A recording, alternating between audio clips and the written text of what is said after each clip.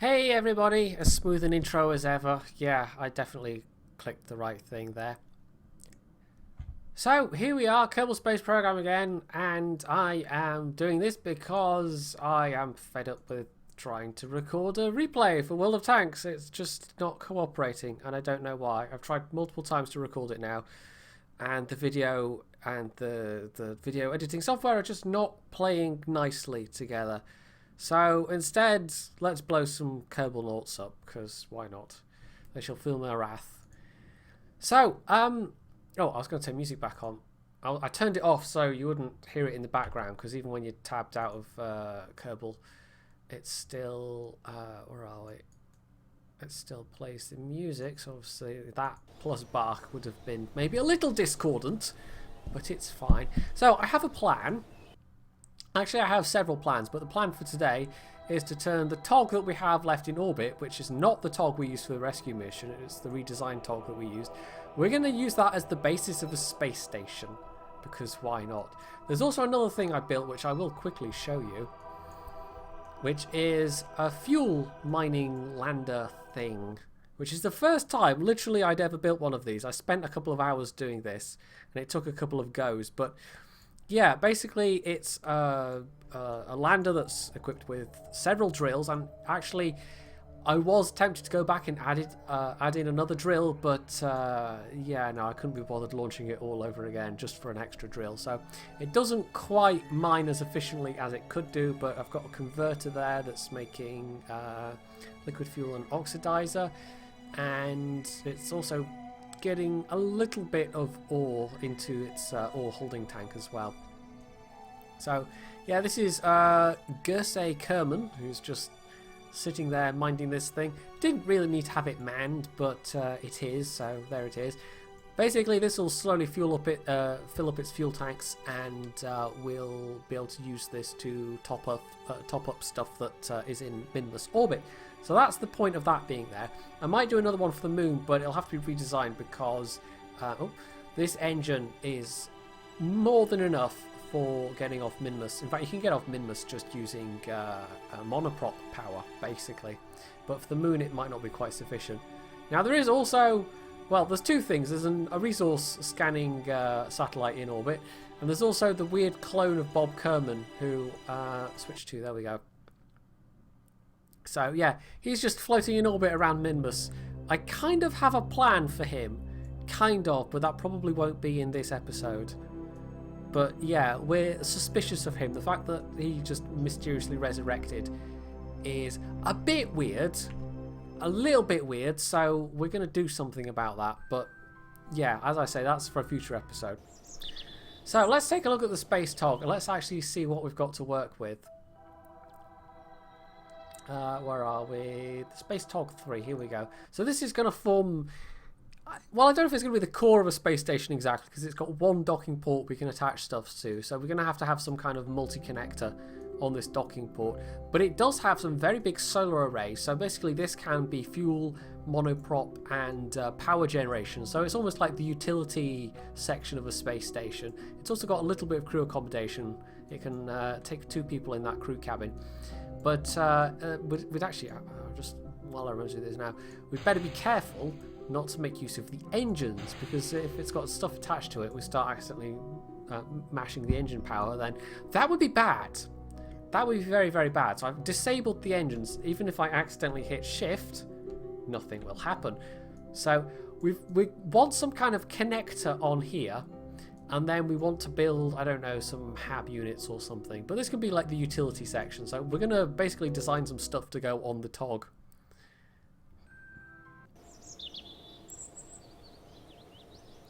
So, we've already got a launcher, basically.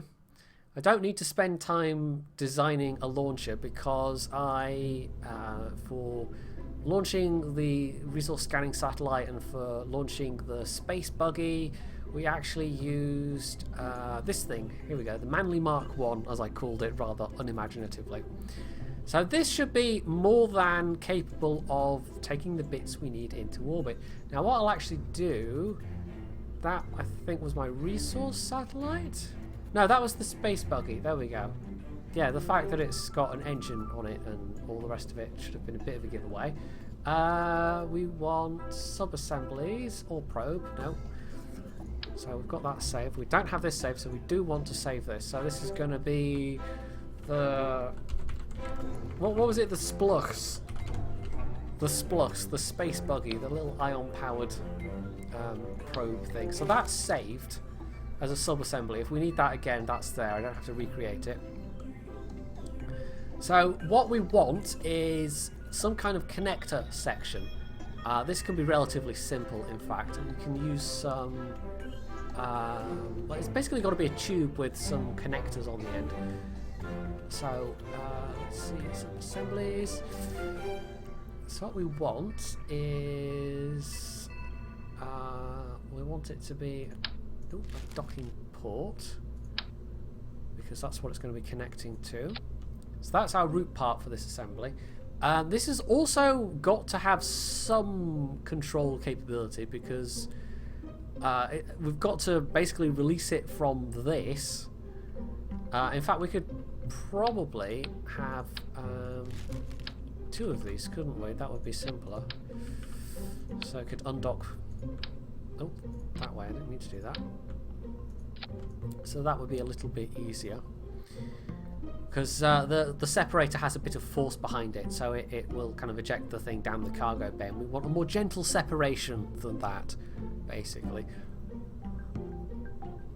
So, right. We want some kind of tubular section here. I said that in a weird way. Structural fuselage, that would do. There we go. And I guess a Rockomax hub in the middle. And that can just basically have a bunch of connectors, if I can find them. Or I can put them utility. They're in utility, aren't they? I think I'd know that by now. Right, that way around. Actually, I could probably get it to... No, it won't. I have to place each of these manually, it seems like, which is going to be slightly annoying, but okay. How are we for sound, by the way? That's probably a good thing to check at the start of the stream rather than at the end and suddenly realise that it's been very, very quiet for everybody. Very, very quiet on the VOD as well. Right, structural... we want one of those, don't we? Except if I just alt-click, it'll clone the whole bit. Which I don't necessarily want, so... again... Oh, utility, we were just there, for goodness sake. Right. In fact, what I could do is, if we had some kind of bigger section... Oh, we've got a bit of... no, that's the wrong sort of adapter. That's definitely the wrong sort of adapter. There we go. We could use a big adapter and put a Clampatron Senior, which obviously is a more, you know, you could actually attach much bigger parts to that. So that would work fine. So we've got some mid-mounted areas. We could... I mean, we've got space for 2 at the moment. We could... because we've also got space in the cargo bay still. And no, it's probably utility. One of those circular crew cabins. There we go. So it's got a bit of crew capability in it as well. So that looks okay for now. We want, just purely for the purposes of getting it across to where it needs to be, well, we could put on a satellite dish or something, for one thing. A communitron, that would look alright there. A bit of window dressing, you know. It doesn't put the parts count up too much. And obviously some lights, which are somewhere in utility. So we'll put on, say, a pair of illuminators. If I can get them the right way around. There we go. Which way around do I want them? Not actually sure. Right, I'll put a pair of illuminators there. And then maybe a pair of illuminators like there. And actually maybe one on that side so we can light up whatever bit of the TOG it's attached to. So this is basically a kind of a connecting hub node. It's nothing too exciting, but if we're going to expand the TOG into a space station, this is entirely necessary. So we've got that. We need a little bit of battery capability. Actually, we're going to stick a mech jeb on this thing. Right. Where do we want a battery pack? Somewhere where it's not going to look too... I don't know. Although we could always clip it inside, of course. Should we say 2 of those? I mean, I think we've probably got plenty of battery space on the TOG as it is, but a little more won't hurt. So there we go. Bit of battery, and yeah, I kind of wish I had infernal robotics now, actually, because you could have a thing. You could have this basically hinge outwards, and then the entire craft could maneuver. But that's not in stock KSP. Maybe that's a mod I could go and... Well, no, we won't do that this time. But that would be useful, come to think of it. That would be darn useful. Right. Right. Small monoprop tank should be more than sufficient. So we'll kind of put that there, and then we'll do the same thing. Merge it in. Now, because I'm using the TAC fuel balancer mod, which is pretty useful as well, I won't have to worry too much about manually clicking to fill up an empty monoprop tanks and that kind of thing, because there's a nice manager that does it all for you, essentially. So, we want... It'd be nice if you could see the centre of mass of if you've got parts like this. Why do we want...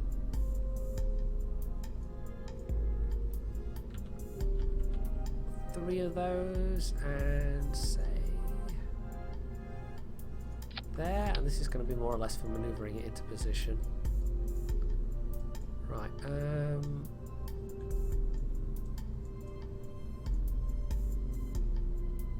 alright, that's clipping through the thing. Trying to find a good place where it doesn't look too, you know, hideous. Alright, that I guess is fine there. Oh, not quite. Right, that should be kind of more or less around the centre of mass. It's not particularly a heavy object. So the last thing we need is some struts, then we can launch this thing and link it in. And it's all going to look a bit utilitarian, but that's fine.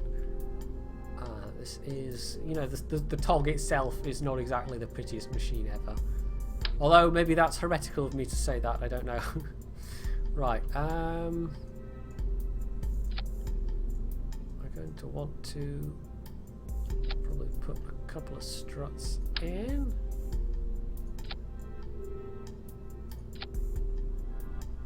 And the symmetry's a bit off, but it's fine because they're just struts, that's not permanent. Okay, so if I look at the Delta V stats, that's more than enough for getting into orbit. Should be enough for also maneuvering around when we're up there. Should be. In theory, this design can loft reasonably heavy parts. If we're doing 2.5 meter parts, we can lift them up here, but I don't know yet what we might use that connector for, to be honest. So I'm going to close that, and let's see, launch, I guess. I've had a thought, actually. No, I just had a thought. Okay, instead of... You could use the buggy, couldn't you? If we had a variant of the buggy with lots and lots of monoprop rather than the ion engines, if it was just for manoeuvring around the station.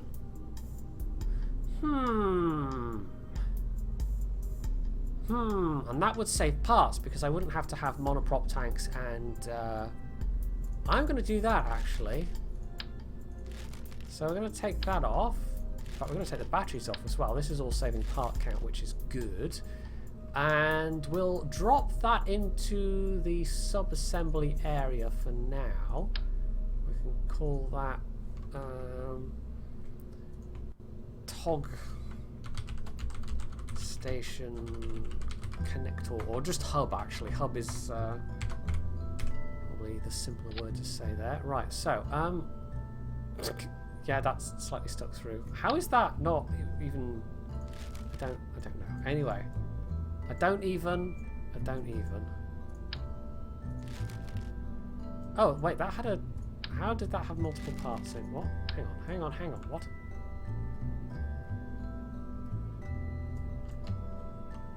Okay, it's...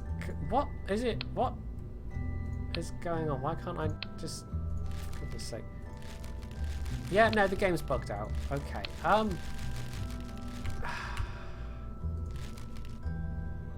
right, yeah, that was slightly... Okay. I don't know what happened there. Let's hope it auto-saved, or I don't even know. The sub-assembly part should have saved. That should have been fine.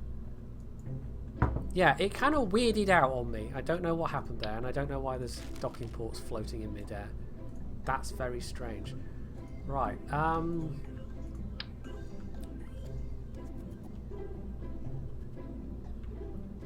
right, why is that trying to... Okay, we might have to remake this part because it's the route, which is the Clampotron, is not connecting, but it will clip into the side of the entire rocket because reasons. Yeah, I don't know what's going on there. And now it's doing the same bugging out thing again. Yeah, okay, we're gonna have to redo that part. We'll make the space like the little buggy thing first. I think that's the plan. Right, that was a fairly simple sub-assembly though, that hub connector, so we can make that again without too much difficulty. Right, new plan! We're going to basically, well, just plonk the splux on there. What a name. And what I'm going to do is we're going to strip away the... oh, no, we're not going to do that. I'm going to strip away... Why won't you let me... There we go, select the solar panels. Right, because we've got the docking port there. We've got the RCS ports. We can actually... Well, we'll leave both the seats on. The battery packs, I think, are fine. But we need to take out that monoprop tank and put in a bigger tank or 2 or 3. In fact, what we can also do is... essentially strip off the ion engine. So, we'll add that there. That should be, there we go. That's got the radial symmetry just fine. And we could actually, in that case, place... or do we want to leave that there? Because we still need the Clampotron. Is there a small radial RCS tank I can use? There's that. Or I could... Oh. So that's got 80 RCS. That's got 150. Oh. Did not stick that there. Right, we could clip that RCS tank inside. We don't maybe necessarily need that little tank at the back after all. No. Just sit there for the time being. Now, the thought I had was that we could maybe put the Clampotron out back.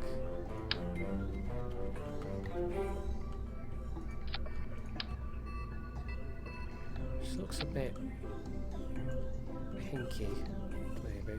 Oh, hello. Oh, hit control undo often enough. Go back to... There we go. Right, don't make the thing disappear entirely. Yeah, because at the moment the Clampotron on the bottom looks a little bit... In fact, we could take that battery off the bottom as well, if I can clip inside. That battery doesn't need to be there. We can take that battery off. That saves a bit of part count. We could actually have 2 of these RCS tanks. So 300 monoprop, that's going to be way more than it really needs, but it's going to be doing a lot of maneuvering while it's getting these things into place. So, having said it's way more than we need, wow, words, way more than we need, it might actually be we need pretty much every bit of it. So let's take the precaution of saving that this time. What I'm going to do, take that off, I'll use the Clamptron. Nope. And we'll actually, it's an unnecessary part, but we'll use an adapter just to make it look a little tidier, because I'm going to be a bit anal about it. Because why not? Now we will put on 2 solar panels, but we'll use the smaller ones. The Gigantors are just going to get in the way. Pretty much. And if I kind of utility, there we go, cantilever them out. Where's the ones that we need? That's still got a mech jeb in it, right? Not actually sure. Don't know that it has. Right, we'll put on a mech jeb just to be sure. 1x6s.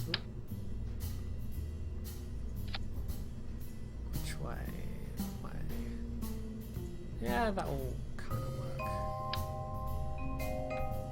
Pair of those, and mech jeb, and we'll deliver this to orbit with a Kerbal Naught. Or we can use one of the Kerbal Naughts that's actually in the, you know, that goes up to orbit with it. They can end up being one of the station staff, essentially. Right, what was I looking for? Mech jeb. Command and control. Mech jeb, there you are. This will stick you somewhere. Okay. There we go. Right, so, it's a little bit more compact, a little bit more slimline, and this launcher is definitely more than is necessary to get this thing into orbit. But we'll check what crew we have available. Jeb, Bill, and Joe Bass. We'll take Jeb. We'll actually send up an engineer. Because, not that it actually matters, but yeah, we'll send up an engineer. We'll send up a Ribwin.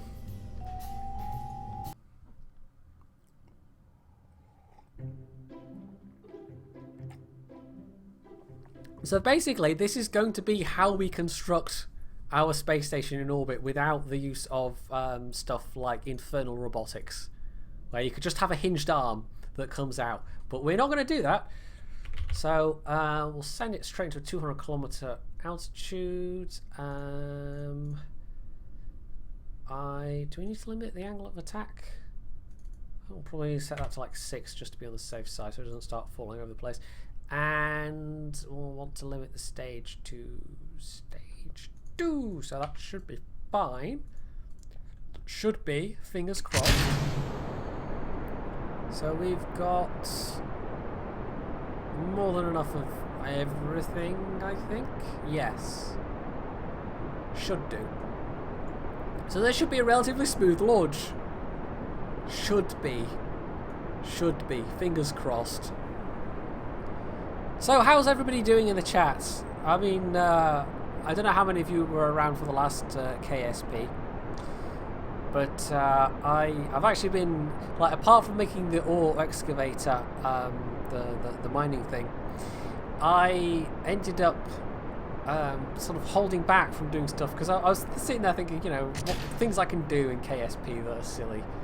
And the TOG idea I had last time, but I've had 1 or 2 ideas since as well.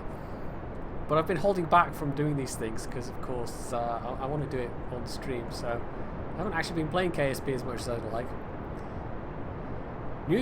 Is this the New Year Next Gen fireworks? If it all goes wrong, it will be Happy Jumping Pony. I think Max was doing KSP on New Year's Eve, wasn't he?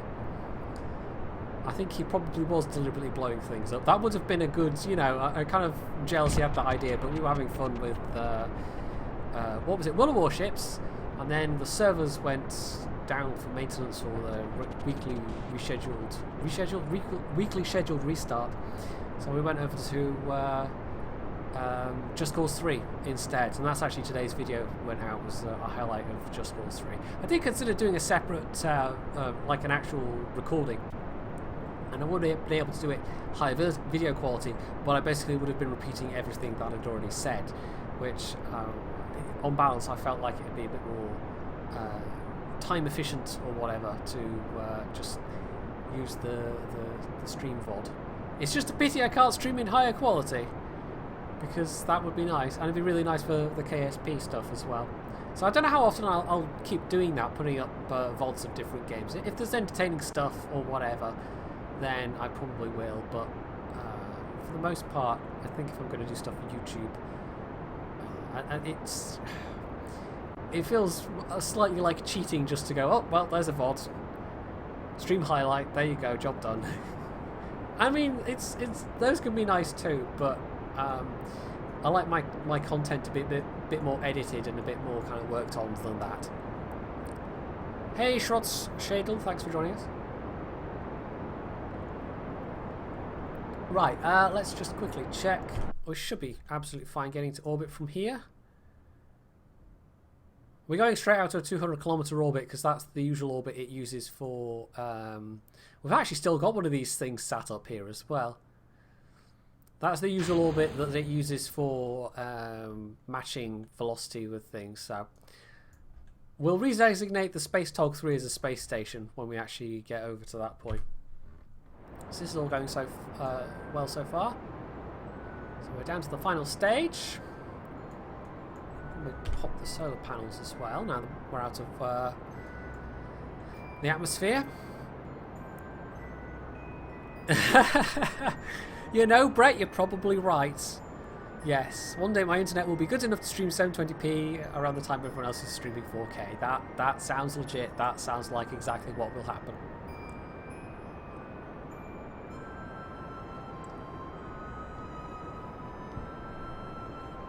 Right, let's see. We're approaching a minute left of burn time, but once we're actually hitting the orbit that we desire, the actual amount of delta V we'll need for manoeuvring won't be that high. And worst case scenario, if we come out with absolutely not a lot, we can go for our fuel station there, which has still got plenty of fuel on board. I haven't actually had to do any resupplies to that yet. Where am I from? I'm from the UK, Happy Jumping Pony. It's a little bit of a complicated story, but basically most of the time when people ask me that question, I just go Scottish. It's easier. But then I have to explain why I don't sound at all Scottish. But yeah, no, there's a whole story behind that, which I think has been covered multiple times on my channel at this point. I know I've been asked it multiple times on the Q&D video series, and I haven't done one of those in a while. So, yeah. Right, there we go. So we should be auto-warping any moment now, once it's on target.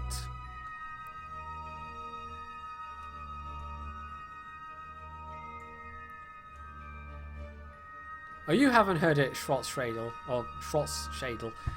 Okay, for the benefit of you having not heard it, basically... my family moved up to Scotland from the Midlands of England when I was but a wee nipper, when I was only 3 years old. And I've been in Scotland pretty much ever since. There was a spell of 2 or 3 years back living in the Midlands in my late teens, but otherwise I've been in Scotland pretty much the whole time. So Scotland's where I grew up. Scotland's my, you know, home as far as I'm concerned.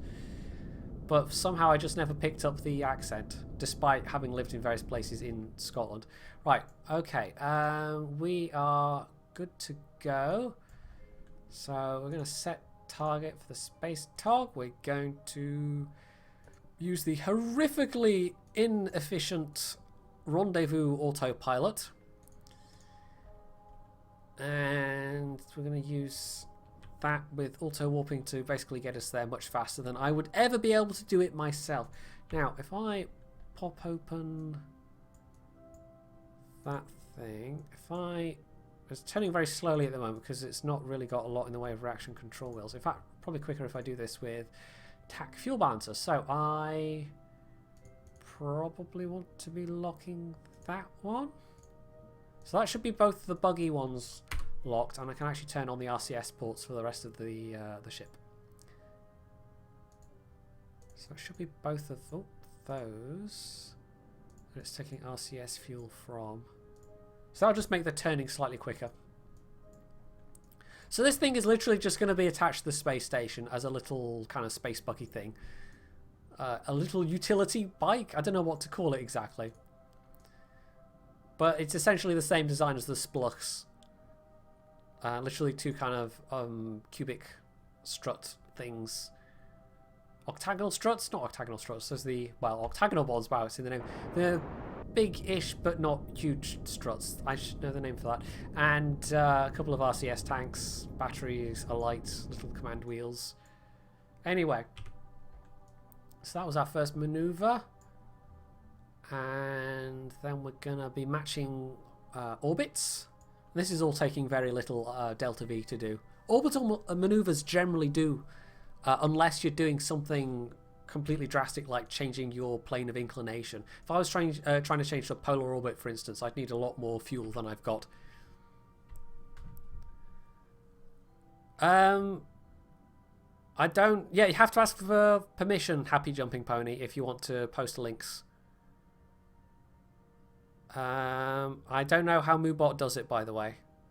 Also, for some reason it's saying Moobot message deleted. I don't... Moobot's banned itself or something. I don't know. I can't click outside the screen without minimizing KSP, so I won't check that just now. Hopefully you're still there, Happy Jumping Pony. And if he has been banned or something, then maybe you can unban him, Brett. But yeah, there is a permission system now in place for the chat. So I installed Moobot for the Type 59 stream. Just on the off chance that we got inundated with spam bots or something. Because I knew it was going to be much more popular than my regular streams. Because, you know, giving away a Type 59, somehow that tends to bring people in the door. Okay, we're getting there. So that's matching orbits. So we're going to whiz around the other side. It's going to decelerate burn to go into the lower orbital plane. Or the lower orbital altitude, I should say. And at that point, we'll use the... probably also quite horrendously inefficient docking autopilot. So, yes. I'm an unabashed mech-jeb user through and through, but all the manoeuvring us around in orbit are not particularly the fun part of this game for me. And I think most people that just make use of a lot of use of mech-jeb would say the same thing. It's just a matter of, you know, that just gets you there. It's building the things and actually testing them and refining the designs and coming up with things to fit mission profiles and all that kind of thing. That's the fun part. But for some people, it's the whole thing. They like to do all the flying around and all the many launches and everything like that as well. Hey, Shado102, thanks for joining us. I just realised I haven't got the follow notifier thing going, but it doesn't really matter. It was going nuts. I turned it off on the Type 59 stream because it was... even at the start of the stream, like I had, before the stream started, about 500 follows off the back, I think, of my preview promo video that I did. And, yeah... It just during the stream itself, everybody was hitting the follow button, so it went a bit nuts. And actually, a surprising number of those people then haven't just immediately unfollowed, which I was kind of expecting, but I don't know, maybe I was just providing sufficient entertainment. Anyway, here we are. That's the space TOG over there. So what we're going to do is, I don't think it's actually quite done manoeuvring yet. Not sure. No, it's going to get a little bit closer. Okay.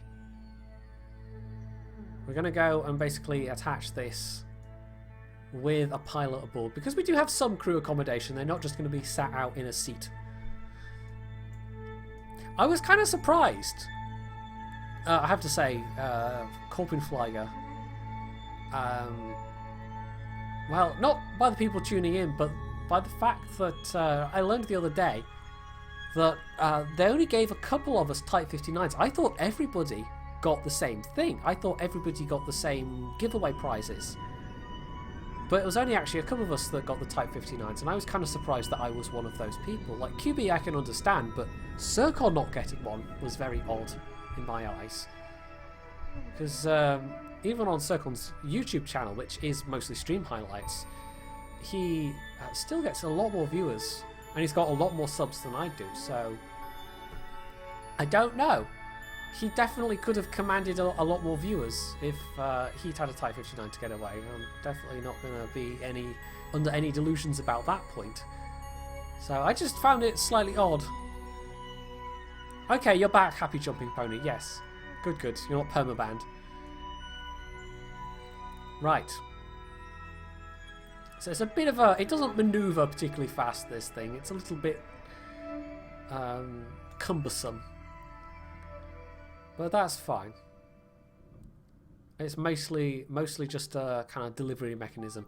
This is probably the first time I've built one of these things with a cargo bay specifically for delivering stuff to orbit, because most of the time when I build orbital delivery whatever, it's just got, you know, massive, huge, great big payload shrouds on the nose, and they're usually horrifically unaerodynamic. And you can get bigger payloads into orbit that way, well, just about, if it works. But having a launcher with a set capacity and a set capability is actually it's not bad. Although I think for heavier payloads we might need to somehow work more delta V into the design, because even with this light of a payload, having made this rendezvous, we're actually very, very low on delta V now. I don't think we would have had enough delta V for the ascent, much less matching orbits for making this delivery. So we might have to refine the shuttle design a bit. It might need some work. Oh, who knows, Valthasar? Who knows? Although you might have a point, Corpin. I don't know. I have more, in terms of wargaming stuff, way more streamed World of Warships than World of Tanks. So it would have made sense for them to go, here's a Tirpitz to give away, instead of here's a Type 59, but they didn't. Now, they did actually give some warship stuff to give away, but it was like 10 Albanese. And I just thought, yeah, I can't really give those away with a straight face. They're terrible. They're really, really quite bad. So in the end, I decided against that. Right, this is having parked 100 meters away, and you can actually see the TOG's big enough that it still looks pretty big, even though we are a whole 100 meters away from it. Anyway, so what we're going to do, once we finish pointing prograde, is we're going to get Ribwin out. And there's a name. And we're going to seat him on this. He's going to fly it over, he's going to dock it, and hopefully it's all going to go according to plan.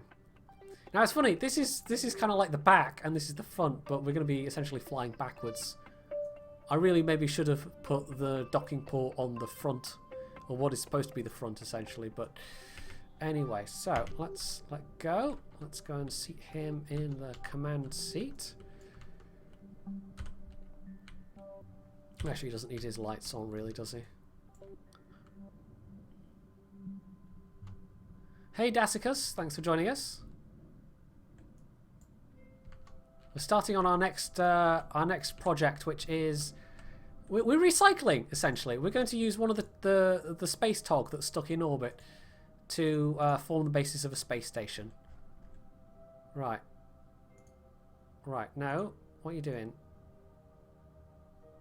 Oh, let's just say kill rotation. Okay. I want this to be dead still before it... Oh, wait, we've got 2 mech jebs. That's why. That's the controlling mech jeb. I accidentally stuck an extra mech jeb on. Well, that's fine. It's double redundancy. If one mech jeb malfunctions and tries to kill everybody, they can use the other one. It's fine. It's, you know, entirely working as intended. Right, so we need to... Oh, you know what I did? Oh, no, I didn't, because we're not... Okay, never mind. I thought I'd locked the wrong monoprop tanks, but I hadn't. I was actually focused on the wrong vehicle. That'd be why. We need to actually be focused on the buggy. Right. So we need to enable RCS ports, And oh god, it's going to be one of these keys. There we go. So we'll just slowly push ourselves out for now. We can deploy the panels even though they're not actually any use at the moment. So let's see, we've got loads of battery power. We have 300 monoprop. And essentially, so we're going to say control from here. Essentially, we're just going to go float over there. We're going to dock with the thing. And that's going to be us for the time being. Now, let's just check that I haven't got anything. Okay, well, that's the side that, okay, that's the side the port's on. It's also quite important when you're using the docking thing that one of the vehicles doesn't have, like if this had prograde and you hadn't selected it to point at prograde already, it would suddenly start swinging wildly around. And if it's got bits attached to it, that can go rather badly. So we've got to select the docking port. And this is temporarily going to be where we're parking this thing. So we can set that to autopilot. And it can go slightly faster. So it's basically going to be backing its ass up to this. But yeah, no, it was not intentional to have two mech jets. That was just me derping. But this should work fine, because basically it's going to float over to whatever the shuttle, the shuttle release is. It's going to grab it, it's going to bring it over, and then it's going to dump it. Or, you know, it's going to park it in place. Now, that does have a certain limitation. Because I've used one of these rather than a grabber, it means that whatever I do has to have multiple docking ports on it so that this can grapple onto it, basically. Now, a grabber wouldn't have that problem, but I don't think a grabber can actually... I'd have to maneuver it manually rather than use mech-jeb like the dirty scrub that I am. So, it's not 100% perfect, but it'll work. Actually, let's have that I guess that'd be 180. So it's kind of perpendicular. No, that's the wrong way around. Oh god, would that be 270 degrees? I don't know, I'm trying to remember. Right, here we go. It's pointed vaguely upright.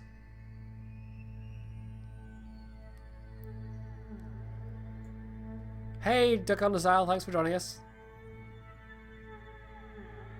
Corpin, so did you catch my? I can't remember if I'd started saying it at that point, but anyway. We'll also redesignate the Space TOG as a station, because at the moment it's just as a craft, and it will be a slightly, you know, it's a decommissioned Space TOG. It's essentially going to be fuel storage and a utility section. So there we go, it's backing slowly up. And between the RCS ports and the little RCS, I suppose you could call them RCS wheels, the little flywheels, it's probably going to be more than enough oomph to move the various sections around. Right, so there we go. What we're going to do is we're going to say leave seat, and then he's probably going to get stuck. I wonder if even just flicking between vessels will be enough. No, we're going to have to go back to Space Center because it does this every time you get out of a command seat for some reason. The International TOGstation, there you go. Dagonazal just named it for us. Right, so we'll flick back. In fact, we can actually directly go to Ribwin.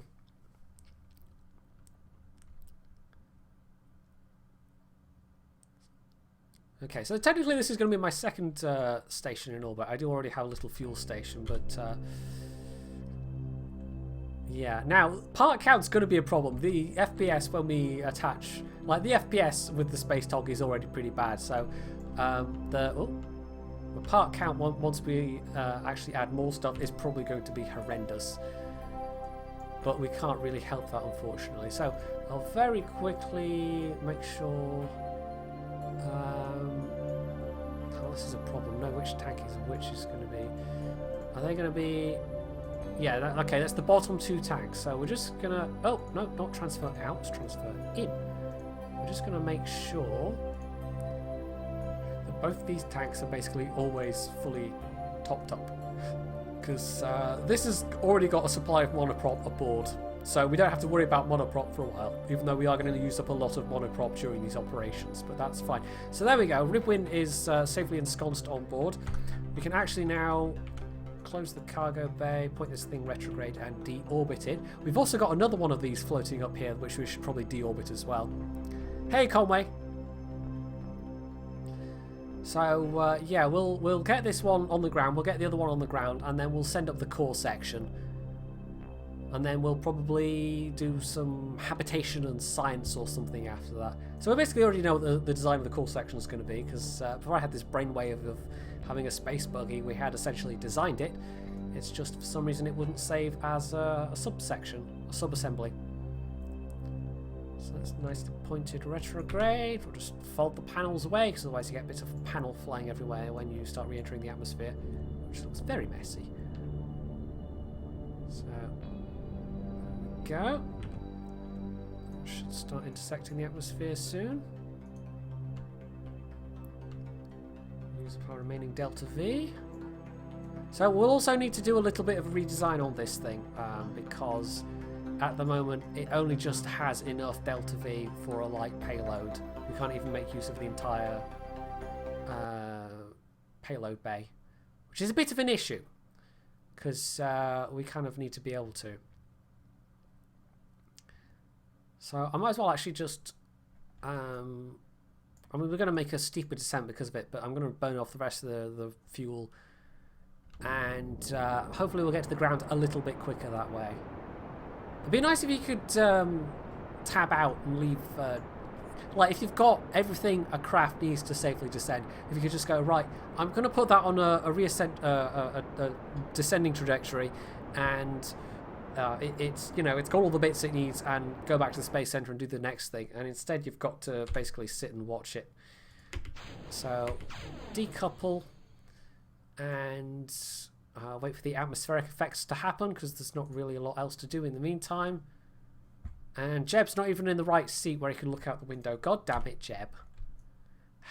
Anyway, yeah, the getting it back bit is, you know, we might actually leave the other one. It's floating harmlessly around in its orbit at the moment. It's going to take long enough to get this one back. It's just that orbit is going to get very, very cluttered if I just keep leaving them up there, basically. So we'll actually time warp ×2 until we start getting the thicker atmosphere. Can we have the alien theme music on in the background? Well, not really, because then I wouldn't be able to put this up on YouTube. Minimum ambient lighting. I will take note of that, Conway. I'm keeping mods to an absolute minimum to ensure compatibility with, you know, whenever the next release comes out, unless it's just incompatible anyway. But if it's something to do with ambient lighting, then that should be okay. That's not adding parts or anything. I'll maybe do that after the stream. Get out. Yeah, no, we've done that already, Daganozar. We already know what happens.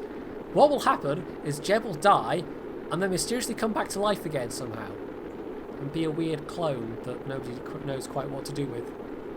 So, yeah.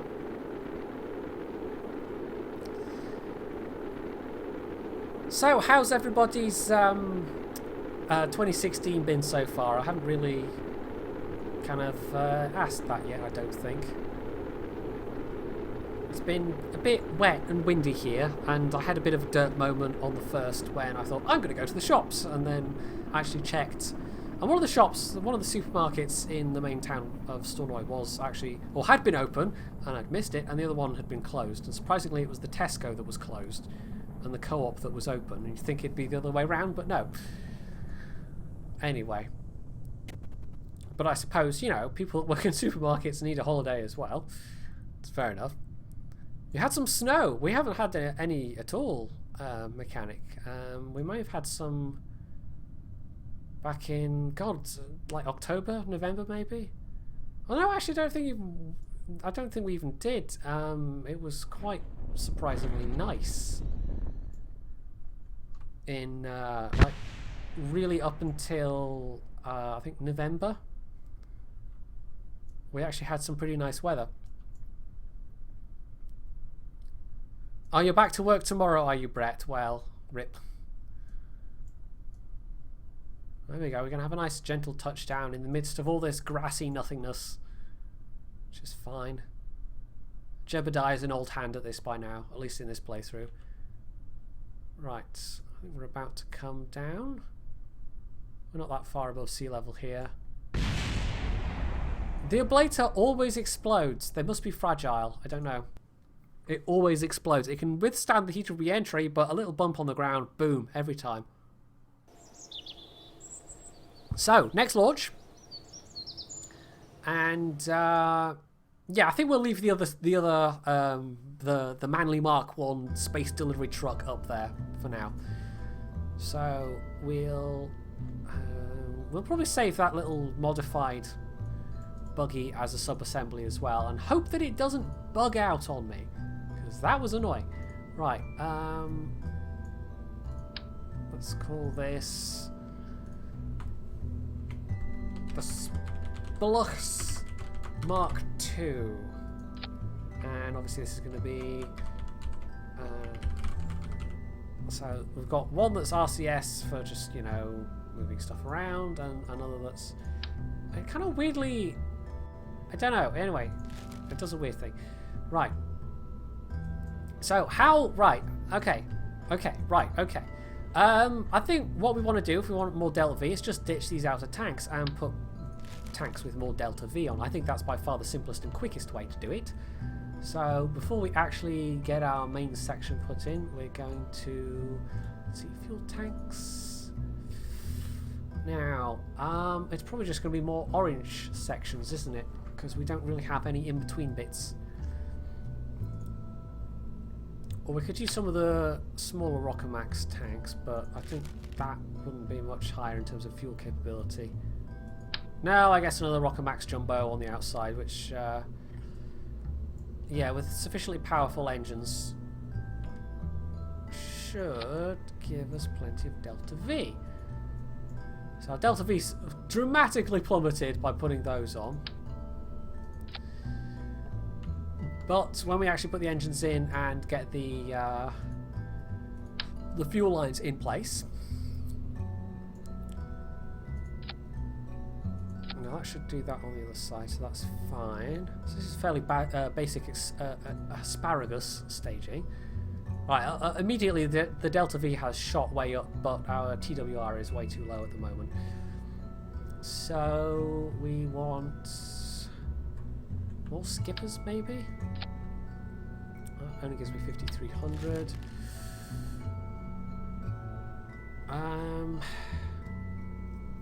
Those are skippers, right? Yes, no, those are skippers. And this is basically, it's skippers all the way down. What's less powerful than a skipper? Good question. I need something that's in between a skipper and like an LVT, because an LVT is not quite powerful enough. Do we have anything that's like that? I don't think so, not with the stock engines. Because sticking on extra skippers, it's not giving me that much more Delta V. It's an extra 500, which for the weight we're carrying is not super great. Let's see what the LVTs do. We have them all in the same stage. Right, that increases our TWR so that we'd at least get off the pad, but we don't have, like, 1.1 is pretty low. It's going to be a very slow ascent, and you're going to be wasting a lot of Delta V, and the actual total Delta V hasn't really increased that much. Oh dear, I've set chat off talking about the weather. Are you all British? Is that what's happening right now? Now, the temptation is to put a really powerful engine on the main stage, but or even like a mainsail. But it's the main stage that we're relying on for orbital maneuvering, and that's going to gobble up its fuel very, very quickly once we get up there.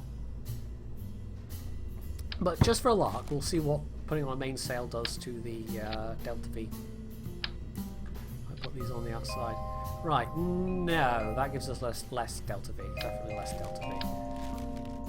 So this is.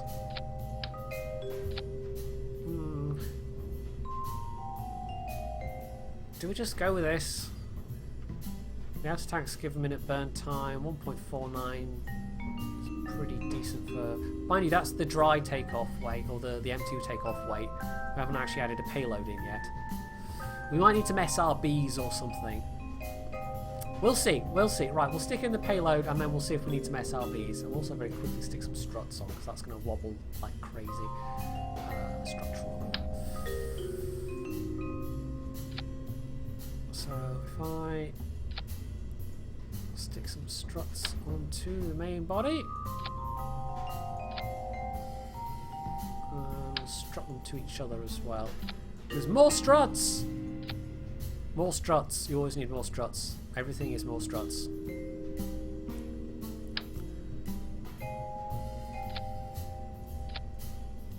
And struts, struts, more struts. All of the struts. Right, that should be okay. Should be, maybe, hopefully. Okay, so, right, we're gonna very quickly recreate what I had before. So what was it? We're only going to use one. Like I could use. It was structural, wasn't it? Two of those little tubular sections for the actual. You know, instead of that connector section, but the connector sections are quite lightweight. Structural fuselage. There we go. Is it aerodynamics utility? Yes, it will be utility, won't it? Somewhere. Not that one. There we go. Mark 1 crew crabbing. Crew crabbing. Well, we could stick in a Mark 2, but it just look a little out of place. So there's a Mark 1 crew cabin. And structural, we're using that one, Rockomax adapter. We don't really need I don't really need RCS ports, I don't think. Surely the little space buggy can handle it. It might be a little bit kind of unwieldy, a little bit cumbersome, but it should be fine. Right, so we do want some do yell if you think I'm missing anything that's kind of like horrifically obvious, which is entirely possible. There we go. That goes there. That goes there. And then it just remains to add some lighting. So we'll do that.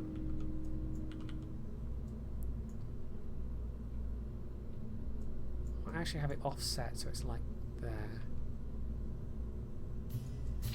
Oh, well, that's not what I told you to do. The part count's getting a little high, I think. Of the, well, not of the craft generally, but, well, yes, of the craft generally. Why am I correcting myself? Right, this should be okay. I think. Is there anything I missed that I put on last time? I think I had some lights there as well, didn't I? I had stuff like a little monoprop tank, and I had batteries, and there we go, that way around. I had other things, but I think we'll be okay with just this.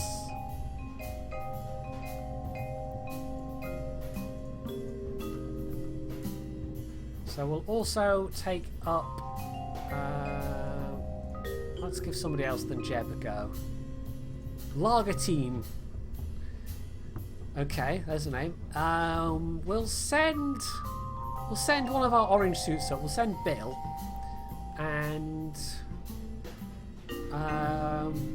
let's see. If I send Joe Bass, that means we'll have an engineer, a pilot, and a scientist up there. Or there's already an engineer up there, isn't there? Actually, well, we don't need any scientists just yet. Okay, we'll send scientists when there's science to be done. There isn't science to be done yet.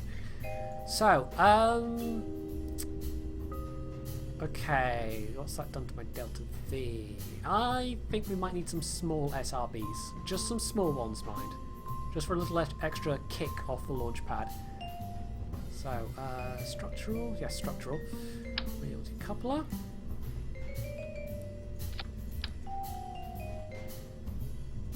So if I have... let's see, where does it put those? They're all in the same group. We need just... kickbacks.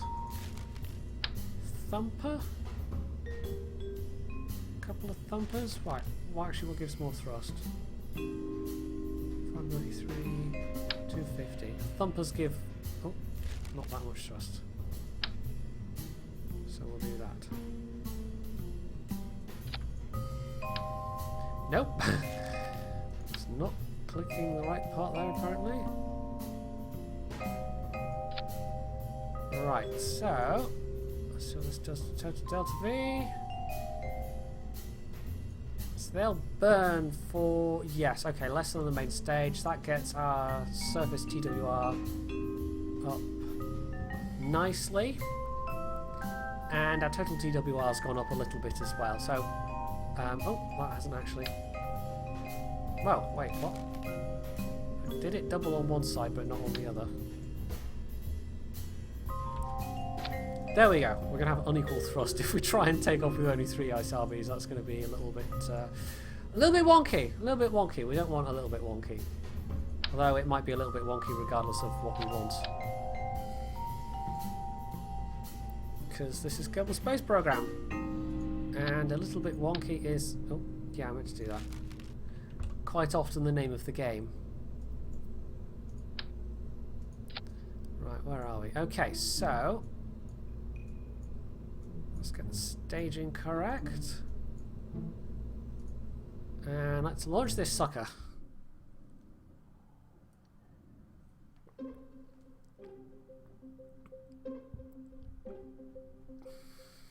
Also, what the hell is chat talking about? I don't think I want to know, maybe?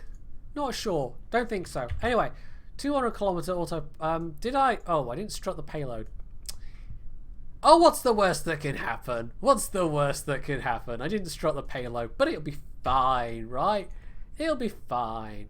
Probably. Anyway, we've got a nice morning launch. The shadows on the launch pad work a little bit strangely. You'd think you'd be completely in shadow from the thing, but that doesn't work that way from the vehicle assembly. So we're getting a nice strong takeoff thrust. The strut's working fine, so there's not excessive wobble. We're not getting any overheating. So we're about to drop the SRBs, and then the orange fuel tanks, the outboard orange fuel tanks, will be shortly behind that. I'll take a look. You might have to like tweet that link at me or something, Conway, because I can't click outside KSP while I'm streaming. Otherwise, it goes to my desktop because there's no window borderless thing. At least that I've found. At least I don't think there is. Having said, there's no window borderless. I don't think there is. Not from here, anyway. You might have to do it from the main menu if there is one. But I don't think there is. Hey, KK, we're actually, we're not even on the Space Tog anymore, except we are, kind of. We're repurposing, we're recycling the Space Tog that was left over from last time in orbit around Kerbin, and we're going to use it as the basis of a space station, basically. Also, Dagonazal is being interesting. Are you sure you're not Little Mark's alt account? Anyway.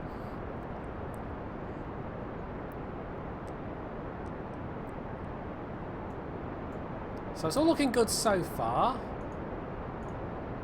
And we're not having too much, like nothing's exploding inside the payload bay, which is a good sign.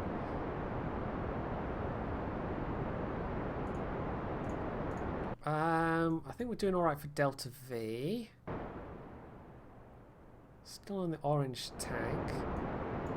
I could maybe somehow squeeze a bit more into the main stage if I plonked in a little fuel tank at the bottom of the main bay. Maybe. Kind of clipped it inside. You could maybe squeeze a little bit more Delta V out of this design. That way. Otherwise, it would involve getting complicated with asparagus booster staging around these orange tanks. And I'm trying to keep it relatively simple. Right, 44 seconds to go on these outboard tanks. Well, technically, these are the inboard tanks. We're not even at 100k yet, so we'll be onto the main stage definitely by the time we're pushing for that 200-kilometer orbit.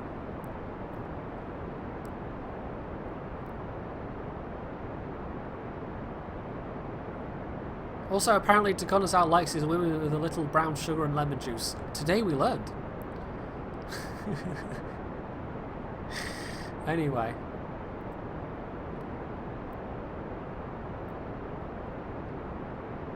Right, Bill's actually... Wait, who did I decide was the pilot on this one? Bill's an engineer. I guess it's Lagartine... No, it was Bill and Joe Bass that we're sending over, isn't it? I think? Yes, no, it is. I was confused myself there. Right, we can actually safely pop open the bay and just check the contents at this stage. Oh yeah, that's fine. This is still a relatively low mass part. This isn't even really a high mass payload that we've tried to send up. I've also realised that with this lighting, actually, we're going to get some very intense... Yeah, we might actually not need all of these lights. We might want to turn those ones off, which you can do manually. But it is 2 extra parts that I may not actually have needed. Right. So... Oh, there we go. We're actually doing all right, Delta V-wise. So this should be auto-warping any time now. In fact, we can turn on RCS so we can expedite the process. I wonder if the Q cabin, yes, the crew cabin. I wonder if that has any kind of no. What I could do actually when I'm transferring this thing over, because this is a nice feature actually now these days, is you can go transfer crew, and you used to have to use mods for that. So you can transfer crew in the same way that you can transfer, well, not actually quite in the same way that you transfer like fuel and stuff, but so it was Joe Bass and... Oh, I see. Okay, there we go.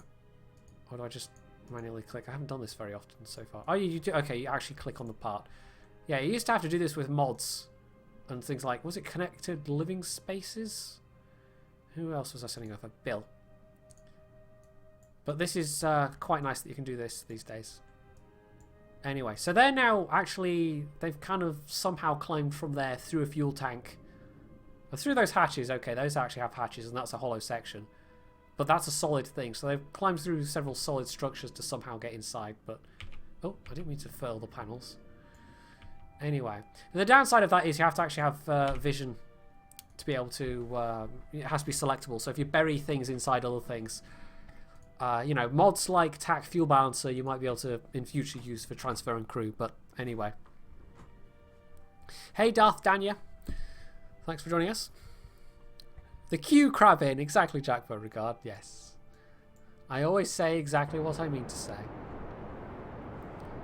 So we're going to be doing exactly the same thing. This is basically hauling bits to orbit and assembling them in order. It's Space IKEA, that's what we're doing. And these guys are the IKEA delivery drivers.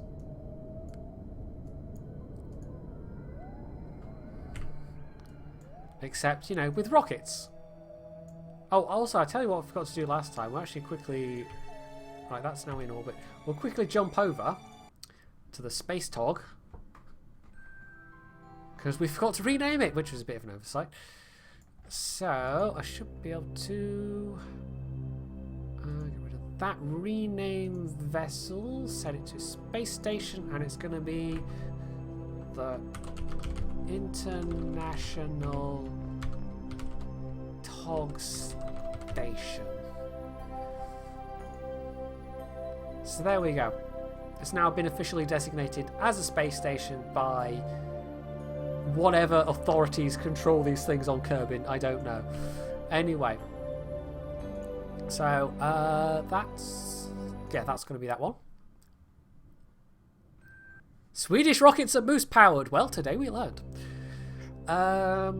Rendezvous autopilot. Set as targets. I'll actually set that slightly further away this time. Although it doesn't really need to be, it's just this thing's a bit ponderous when it's turning. And it's even more ponderous when it's got a payload.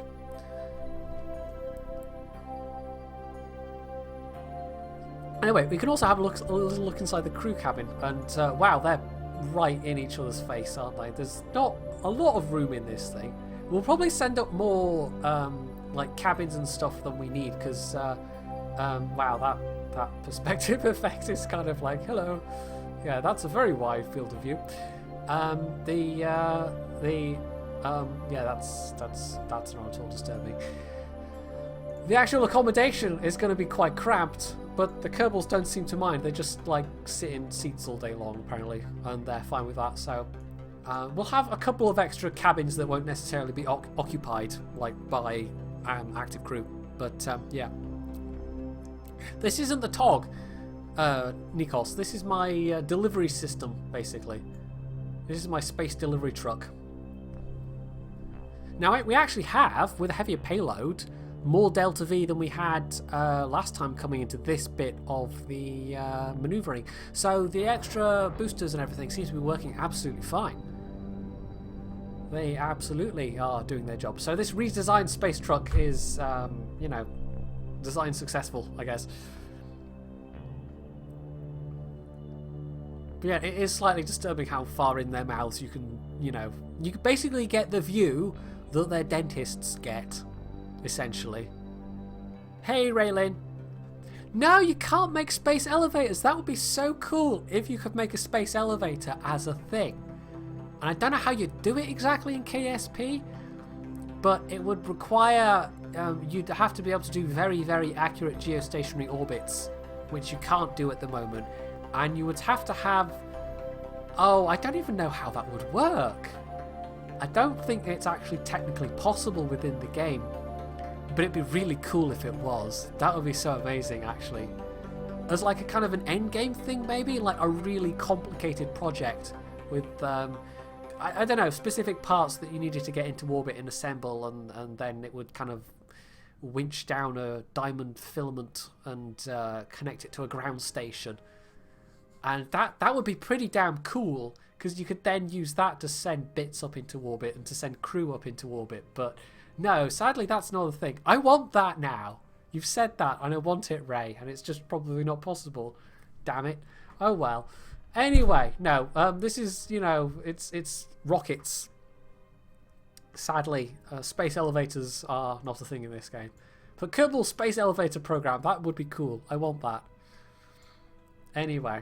Also, apologies, I just banged my chair into the table then, into my desk. This thing's got quite nice arms on it, this chair I've got, but I'm constantly whacking them into the arms of the desk, and because normally on like Circled Stream, I'm on push to talk on TeamSpeak, so you don't hear it. But I have to be a bit more careful when I'm streaming myself, because of course everybody can hear every little bang and bump and nudge and clatter that I make. So yeah. I've actually been vaguely tempted by Anno 2205, but it's a bit expensive at the moment. I've got Anno 2070, which, yeah, I kind of bought it and then went, oh, you play. But it mostly has worked okay. The last time I played it anyway, it's been a little while. But yeah, no, it was, Anno 2070 was alright. And the undersea mechanics were quite fun. Oh, why do I keep, I'm not remembering my hotkeys. There we go. I keep folding the solar panels away when I don't mean to. Right. So basically, what we're going to have to do this time is we're going to detach it, and it's just a dumb thing floating in space. And it's, I don't think it's even got battery power. The moment we detach it, the lights will go out probably. But the little thing will actually then come along and latch onto it, and we'll have to attach it to the space TOG. And I don't actually know which way round, because we can use it to, we can attach it so it's lengthways, so that's kind of pointing out from the turret of the TOG, or we can do it so it's kind of horizontal compared to the turret of the TOG. So it's more like attached to the TOG, like say that's the bottom there, and then it's like this way. I'm actually tempted to do it that way. I think that might look better rather than sticking out the top of the TOG like that, which might look a little bit ungainly maybe. In which case, if I'm going to do it that way, I've put the lights in completely the wrong position, but it doesn't matter. Those 4 lights are still fine. I've just ended up with 2 completely useless lights that we didn't really need. Anyway, so we're slowly continuing our rendezvous procedures. Is there anybody non-German here? Have I just... is it just Germans? They smelled that there was a simulator game and just, you know, they came flocking. I think that was it. Secretly, everybody's German. I'm actually German and I just do the British accent really well. True story. Right, there it is. Good old Space TOG. We're actually coming slightly inwards this time. That's fine.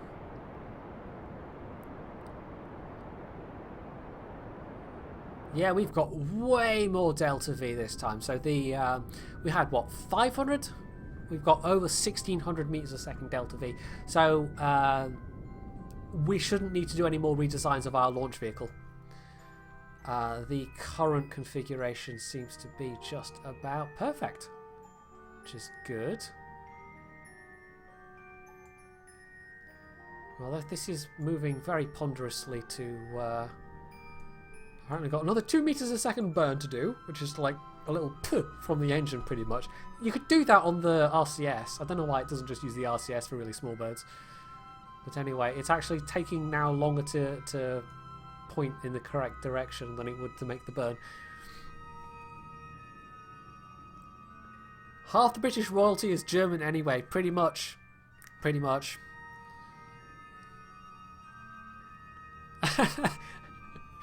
Sorry, Jack. I almost gave myself away there, didn't I? It's fine. It's, you know, I think we got away with it. I don't think anybody noticed. 100%. I'm 100% British. Not at all part of a fifth column. Nope. Nope. Definitely not. Anyway. What are the commands? As in the chat commands. Couldn't tell you them all. The permit one is as it is in Circon's channel. It's ! Permit. If that's what you're after. And otherwise it's just standard MooBot commands, I think. Hey Jaden Lewis Taylor, well, if you're doing it manually, kudos. I'm not. I'm being a filthy scrub and using MechJeb to handle all my docking maneuvers, basically. Because there's just something about, like, if I could manage docking manually, all the Ascent stuff I'm happy to leave to MechJeb, but if I could manage docking manually, I would do it myself. It's just I can't. Like, I can't, my brain just goes, I don't know which way anything's pointing right now, and I just crash things into things over and over again. So I've had test runs where I've done it, and yeah, it does not go well. Right, we're taking a very long time to match velocities here, but it's being very finicky about it. We maybe just should cancel that, and we're slightly drifting away from each other. That's the only thing. I want us to be... you know what, we'll just disengage, we'll just roll that. Make sure we're pointing prograde. In fact, we're actually slightly drifting towards each other, which might be a problem. So I don't know how much time we've got here. Right, that's pointing the right way, I think.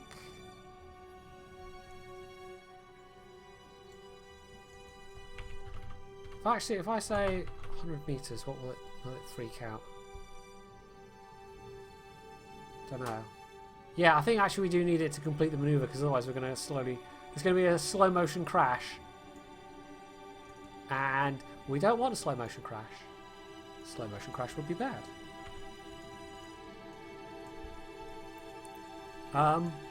Anytime now. Anytime now, MechJeb. Anytime now. I think it's actually... I think they will miss. Maybe. Right, it's nearly there. We should be able to burn to a standstill, basically.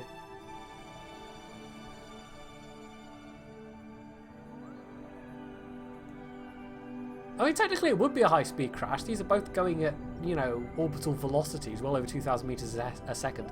So, No, it would be quite high speed. Right. Actually, let's put it retrograde. Because it can just then do a very quick burn and deorbit, and that's fine. And even with the RCS, it's taking a long time. Go on, we've got plenty of RCS fuel. You're taking your sweet time doing this, MechJeb. Anyway, yeah, it was all calculated. It was just, you know, I was adding a bit of tension. Gosh, we are awfully close, aren't we? Right, so we've got to flick over and get... oh, God. Whoever we left, basically, guarding the station. We've got to get them to get in their thing. We can actually, if we're going to attach it how I think we're going to attach it, we don't even need to undock it first. We can have them dock straight onto it from the thing, and then we can control it that way. And that's going to be a lot easier way to control it as well. So that should be pointed prograde. So let's...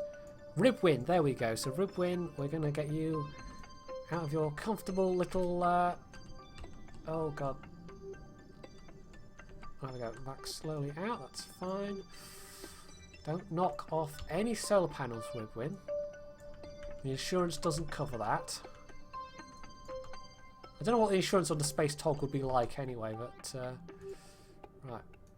Oh, there we go. So we can go undock. Actually, for this kind of configuration as well, right, are we... No, okay, there we go. We're actually now... Okay, that's fine.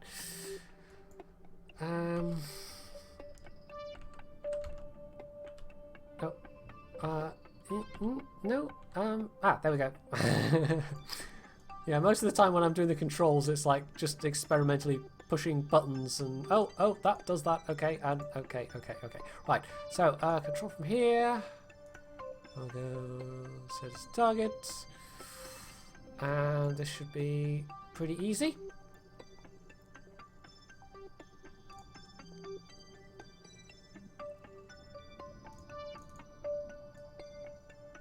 Now we want this to be kind of... I don't know which way we want this to be pointing along, you know, which axis actually. We might have it going along...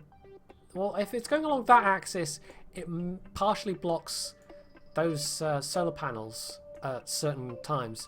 But those solar panels are getting kind of blocked anyway a lot of the time. So, I'm kind of tempted to have it be lengthways. What do we think, chat? Because we can either have it go that way, or we can have it go sort of along the axis of the solar panels. And I'm thinking along the axis of the solar panels, to be honest. I think that'll look better.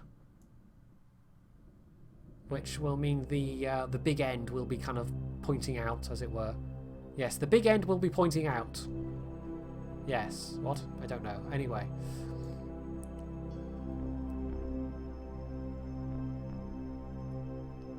Nice! Well done, Jaden.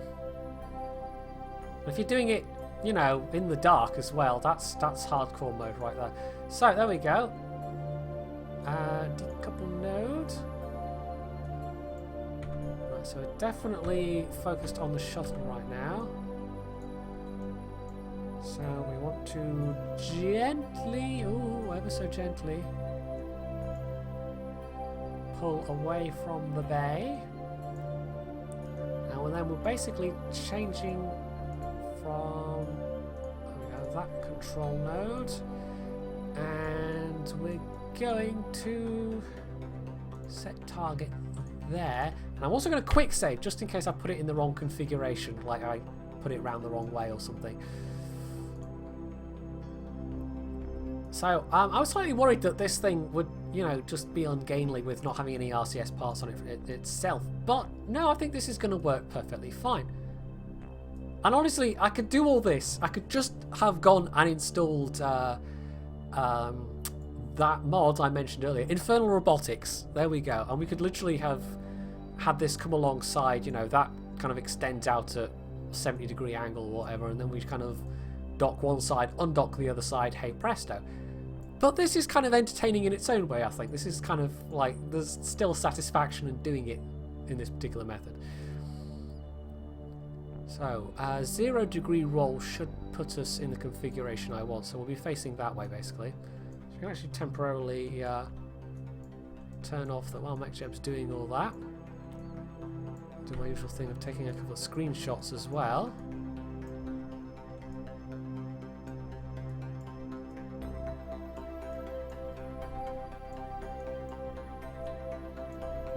Well, Ribwin looks very happy with his job. But if you had Ribwin's job, you'd be happy as well, I think. Making deliveries to the Space Tog. Like, who doesn't want that job? Assembling the International TOGstation. That's a pretty cool damn job. I'm actually kind of jealous of Ribwin. What we could do is we could use this connector for the kind of the hab section, the science module rather. So this could kind of like be the science section coming off this way, and then we could have some habitation modules coming off the side or whatever. I don't know. It'd be nice if there was more variation, but you need mods to have better variation of hab modules. So here we go. Coming in for the final docking. And this is going to be our expansion connector hub thing that allows us to turn the TOG into a space station. Now hopefully we're not going to bash off a solar panel. I don't think so. Boop, there we go. Right. What we might want to do though is have this solar panel basically filled. Right, and I can't connect that right now because I'm still focused on Ribwin, I think. No? Why won't it let me select that? Oh, because I've got the UI turned off. That would be why. That would be why I have the UI turned off. We'll actually retract that one as well for the time being. We might be able to use it later on. Anyway, so Bill and Joe Bass are currently sitting in that habitation section. We could actually transfer one of them inside the main crew cabin. I guess Bill for now. There we go. So that means oh, no it doesn't. I was thinking, that means that Ribwin here has got less far to go, except no, he still has just as far to go. Because these crew cabins don't actually have any hatches on, do they? I'll actually give the order to kill rotation, because it's very slightly rotating. Okay, so I think maybe rather than just get Ribwin in and out of the station every time, which would be, you know, we'd be role-playing, you guys. We'd be role-playing. I think we'll actually just leave Ribwin in the little deluxe space buggy for now. So we'll do the usual thing. We'll set this on a retrograde course, and I'm actually gonna, as this re-enters the atmosphere, I'm gonna use this as an opportunity to dash to the bathroom. So we'll actually not auto warp this bit, and you can chat among yourselves for like 2 minutes. Look how much delta V we've got left though. So much delta V. Right. No, it's 1 for the solar panels. I'm normally accidentally triggering the solar panels, and this time I wanted to trigger the solar panels, and I clicked the wrong button. Yes, of course I did. So that's fine. We'll cut that. That's pointed to retrograde. So this is Largatine plummeting back to Kerbin. So you can enjoy that while I go to the bathroom.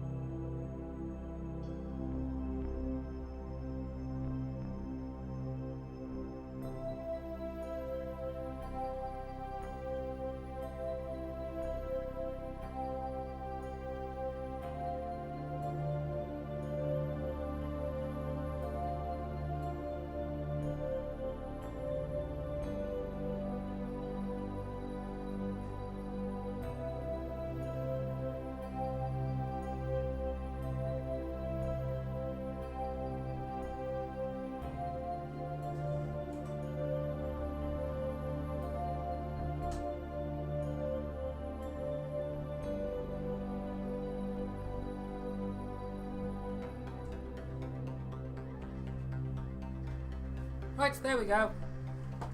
Yeah, it was all that talk of cups of tea from the chat earlier. It just went right through me. Yeah, that's what I'm going to go with. Anyway, we haven't even entered the atmosphere yet. I was quite quick, wasn't I? Anyway. Right, so there we go. We've hit the atmosphere. Largatine's going to have the usual bumpy ride. So we get to have a little chat again. Also, hey Sombra, I've just noticed you're there. Yeah, the reason I had to go, I mean, normally I suppose I've been going an hour and a half already. I actually started off the stream finishing a cup of tea, and I normally drink quite a lot of tea during the day, so it does tend to go through me. So, yes, that's... if you're trying to do long live streams, it maybe means you have to maybe go and have little breaks more than would otherwise be necessary, but anyway. You'll pry my tea bags from my cold, dead hands. So there you go. There's a topic. There's a thing we can talk about. What's your favourite variety of tea? I've got to say, it's hard to say for me what my personal favourite would be. But it kind of depends on my mood. Sometimes I like a nice strong Assam. Other times something a bit lighter, so like a Darjeeling or a Lady Grey or an Earl Grey. What else do I occasionally have? I've had other varieties. Occasionally, if I'm feeling a bit kind of, I don't know, something different to Assam, I get like a English breakfast, which is quite a nice one. Or I'm trying to think what else I've had recently. I've usually got at least 3 or 4 varieties of tea in the kitchen. I've also got a bunch of fruit teas, which is what I drink sort of late at night, and red bush tea as well, because I find caffeine in the evening tends to lead to more sleepless nights, which is not especially a good thing. But yeah, I've got some quite nice fruit teas as well. Maybe Twinings will sponsor me. That would be awesome if they would. That would actually be quite cool. Peppermint. Okay. I think I've got some mint tea, but it's probably like peppermint and... Well, I'm not actually sure if it is peppermint and spearmint or if it's just like peppermint or... I don't know. Gunpowder tea. I don't know if I've ever actually had gunpowder tea. I've got some green tea in the cupboard. Yorkshire tea. Oh, I see. Yeah. Well, we've got lovely, you know, soft Highland Scottish soft water, so we don't really have that problem. Earl Grey or fruit tea. Oh, also, we should probably put the parachutes out before we plunge poor Largatine to her death in the ocean. Don't think she'd appreciate that somehow. So yeah, some of the Twinings fruit teas are quite nice. I'm trying to think what ones I've got in the moment. There's one that's like mango and strawberry, which smells so nice, but the actual taste of it's a bit bland. It's like the smell is so good, and then you taste it and it's like a little bit disappointing, but it's worth it just for the smell of the tea bags. I've also got mint tea. I've got there was like cinnamon and something, or I can't even remember. And there's probably some chamomile in there. We didn't actually, I've just realised we didn't actually recover Largatine's capsule, did we? We should probably do that. Right, let's recover. Okay. Largatine's back home and waiting for her next assignment. So this is right, we've done the easy bit. We're going to do one more module, I think, and then we'll wrap the stream up. So, let's load where are we? The Manly Mark 1. Which we know has more than enough oomph. Pardon me. Right. So, right, we need some kind of accommodation section, and it can't be too long. It depends which way it's facing. We can actually send up the science section first, maybe. Or should we do accommodation? What do you think? We've got a choice here, because I can either send up a section with a mobile processing lab, that's what we're going to use the Clampatron Senior section for, and that can have all the science gubbins on it, because you've got to have the science gubbins. It's very important that you have science gubbins on your space station, even though we're in sandbox mode and there's absolutely, no science involved whatsoever. But yeah, the other alternative is I slap together a bunch of crew accommodation sections somehow. So I'm thinking crew myself, because we need to have the crew space before we send up the lab space. So I think that's what we will do. And I actually might get a little bit creative here rather than just do a straight stack. Right, let's see. We maybe use the Mark II crew cabins and kind of mash them in each other somehow.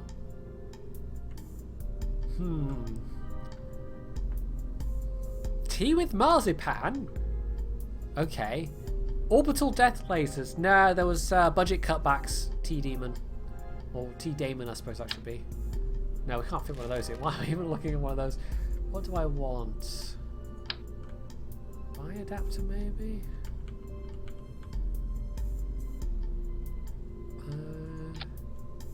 How would that look?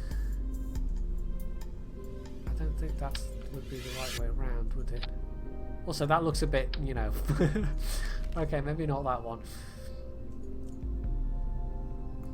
Bi-coupler, there we go. That's the one I was thinking of. Right. So what I could do is...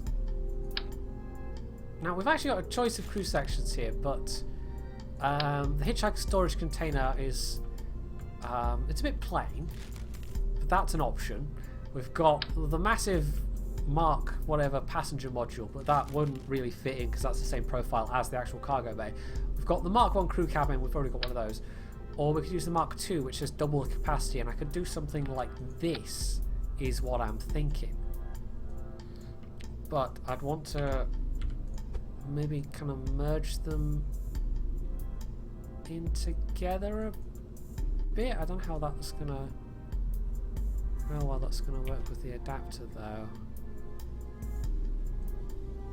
I'm not sure. That could be an interesting look though if we use emptied out fuel tanks to kind of give it a slightly more rounded look.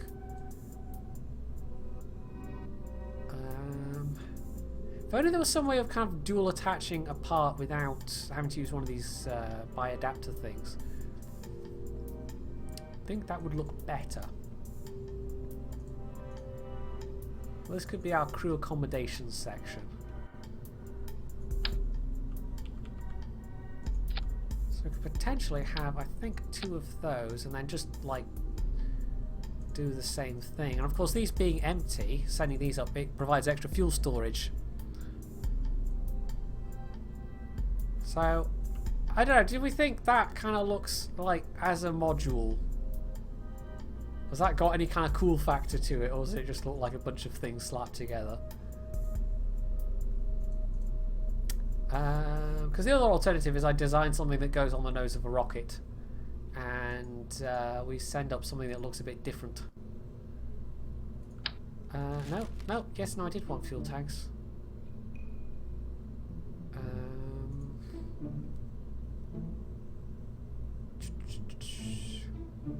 Wait, no, what am I looking for? I'm confused myself now. It does happen from time to time, there we go. Right, and then have another adapter thing on the end there. Andre Drogba. No, this is a game you have to pay for. I don't think it's on Steam sale anymore, but it was. So it's probably worth waiting for a sale. But I think there's a demo you can try out if you're interested on Steam or just from their own website. I'm pretty sure there is a demo. Right, no, structural it'll be under, won't it?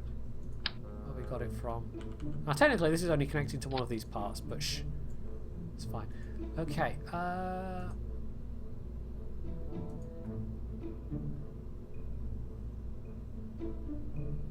or I could, I just had a thought. No, we don't need any more. Okay, no, it's fine. I thought maybe we could have a thing where I could stick a bunch of solar array trusses on it. Not that you need them, but of course the real life ISS has got a lot of solar array trusses. No, utility. I can never remember where things are. Right, so we could have this. That can hold up to... I don't even know how many crew members. 16 crew members. It's a kind of dual layer crew section. I don't know. Does that look interesting at all? Or... I think it looks a little bit... I don't know. It's just kind of like a couple of my adapters, but... We could kind of merge these mid bits into each other. A little, maybe. Just to shorten it. Although, actually, no, that texture's clipping rather nastily there, isn't it? Oh, yeah, no, I probably didn't want to do that. Let's just Control Z, Control Z, Control Z. There we go. Oh, I guess we'll go with this. I guess we'll go. I can't honestly think of anything better. It looks more interesting than a stack of hitchhiker containers would do. And actually, for the same amount of space, you wouldn't have the fuel storage for the same amount of crew, basically. You would have bought a full... Okay, I don't think you can build a full Death Star. You can build a ball cube. Rob has done several videos, which I still go... I actually rewatched those recently. The Cube. Yeah, that was quite funny, that series. Did I actually place? No. Oh. No. What have I done? Is it actually place? Okay. Okay, no, I've just removed the Clampatron inadvertently. Meant to do that? Sure. So, a couple of struts should keep that in place. It's not clipping through the back of the bay or anything. I could use I just wanted to do something different Conway, basically. Every other time I've done sending stuff into orbit, it's been strapped to the nose cone of a rocket, essentially.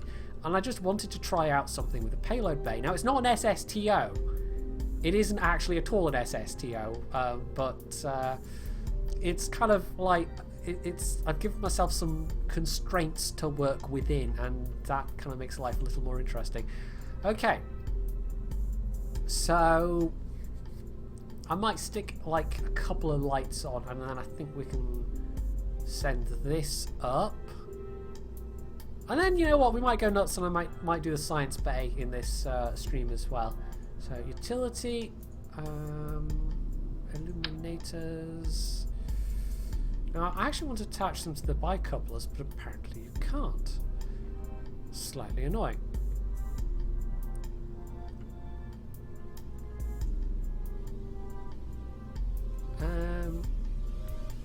If I do it there, does that do the same on the other side? No, that symmetry does a weird thing. Okay, so we'll turn off the symmetry. See you, Brett. Thanks for joining us.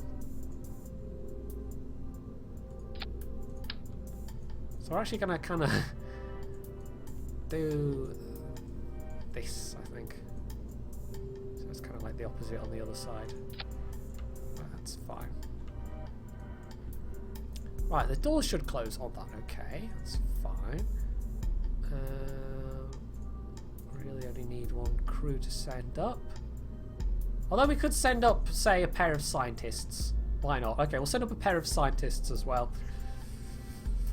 And look at all this space we now will have. So this is basically our accommodation section.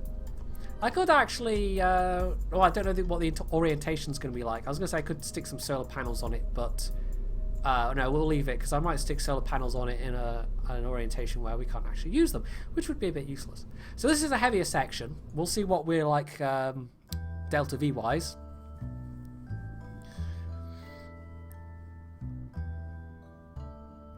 Now the cool thing about fusion reactors is like they're basically, if something goes wrong, they just shut down essentially. Like this, it's inherent to the design.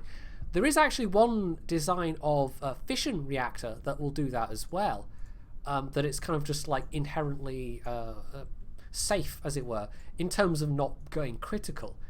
There's a particular, and it's only ever been used as a kind of a small scale test design, but pebble bed reactors. And basically the uranium fuel is in kind of pellets, and there's literally no way for there to build up enough. Like criticality can't happen with a pebble bed reactor, so it's just an inherently safer design. But the major drawback is because you're using pellets, you end up with a lot of radioactive dust, which is probably why it's never actually been used as a practical design, because the amount of problems you would have, like the filtration would have to be super serious, and if you had radioactive dust getting into the atmosphere, that would be a bit of a bad thing. So that's probably why, despite their really interesting nature, pebble bed reactors have never caught on. But there was at least one test reactor in Germany, and possibly others elsewhere as well, I don't know. But anyway, Star Trek Online. Never actually played that, Sombra. I never have. Maybe I should try that sometime. Anyway, there go the booster stages. I know Jingles has... I think I got as far as downloading it, creating an account, and then I had a little poke around and thought, I have no idea what I'm doing. And the time it would have taken to get some idea of what I was doing, I decided at that point it wasn't really worth getting into. And that's also kind of why I've not even started Fallout yet, because it's going to seriously... Like, I know myself. I'm just going to go into Fallout, and it'll be like 3 weeks later, and it'll be like, oh, it's 3 weeks have gone by, okay, maybe I should, do some videos or something. So I don't know, I might stream Fallout for a month or something, because at the moment my current kind of stream schedule, it's like World of Warships every other stream, and then like some other game. But it'd have to be like a solid month of Fallout to get the cravings out of my system. So I don't know. Since when have I since when has not having a clue what I was doing ever stopped me? That is true, Oscat. Anyway,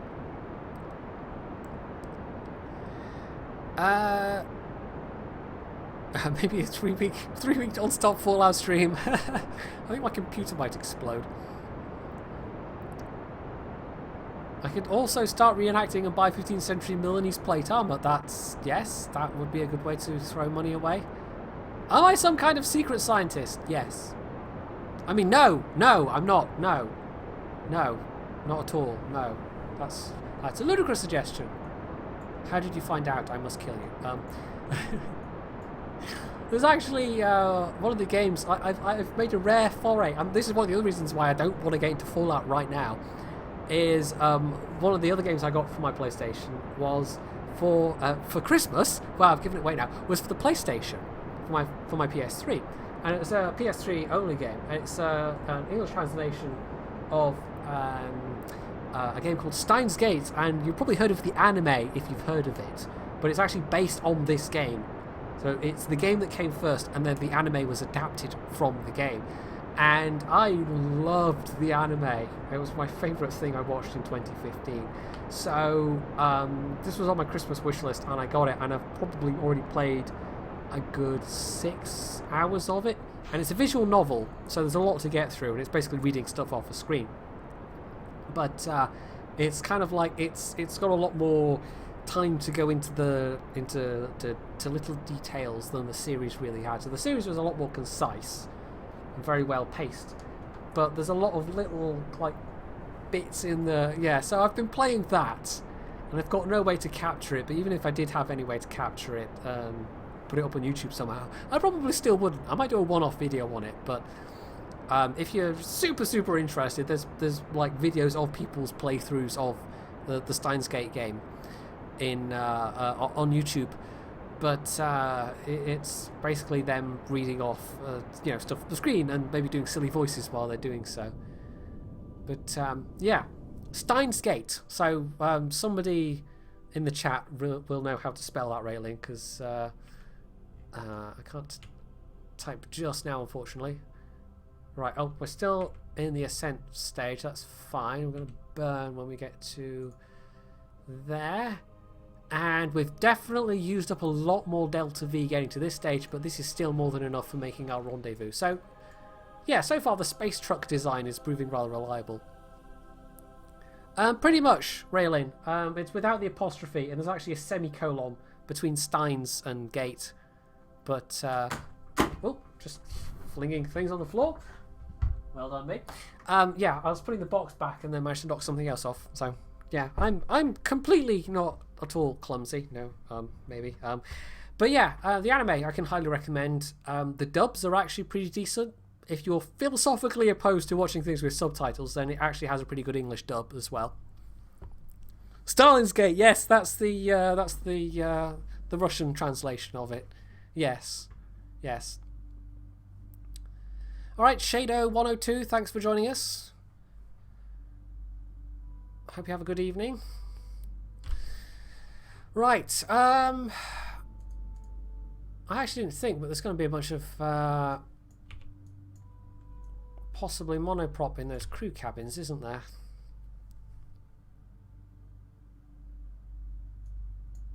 I can't remember. No, they don't. But what we can do is basically turn all the lights on, or we can when it's not time accelerating.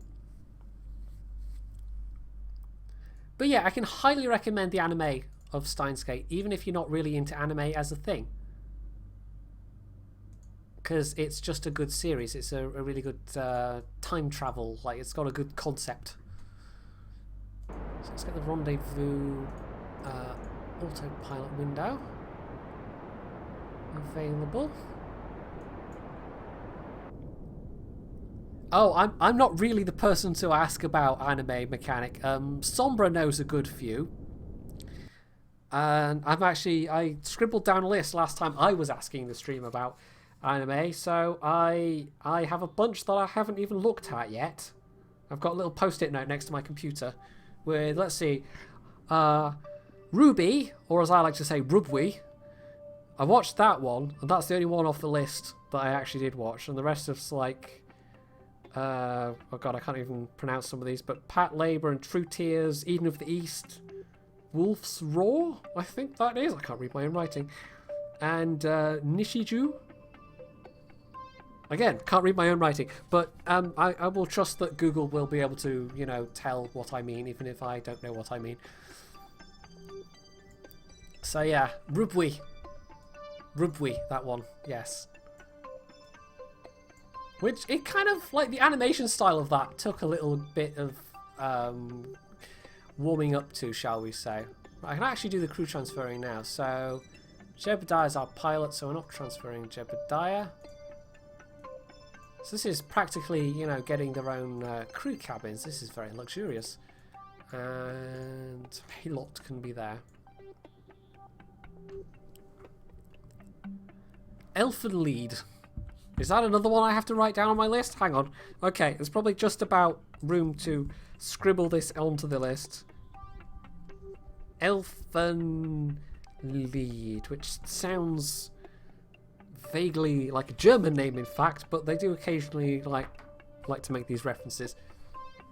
Oh, I suppose another anime that I liked that would probably maybe appeal to people if you like a bit of like sci-fi, and it doesn't really have any anime tropey stuff in it, then one that was called Planets, which is I looked this up. It's apparently a Greek word, and it's what the it means wanderers, and that's how we get the word planets in English.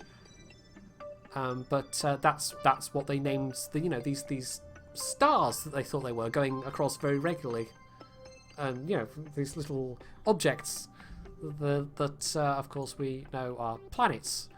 So yeah, that one is definitely one I can recommend. That's one I actually found online.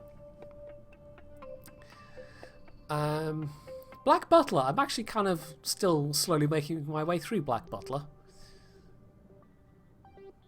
It's yeah, it's kind of, I don't know. I don't quite know what to... I suppose I watch for the moments of humour more than anything else, but it's a slightly strange show, Black Butler.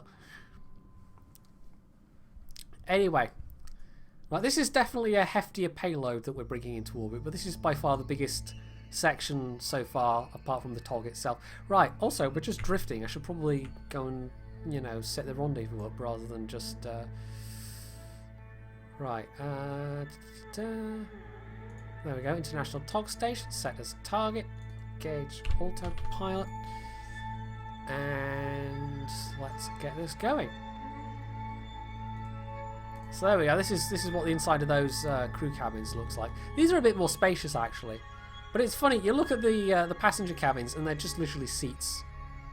There's not really any living spaces in any of the crew compartments in KSP.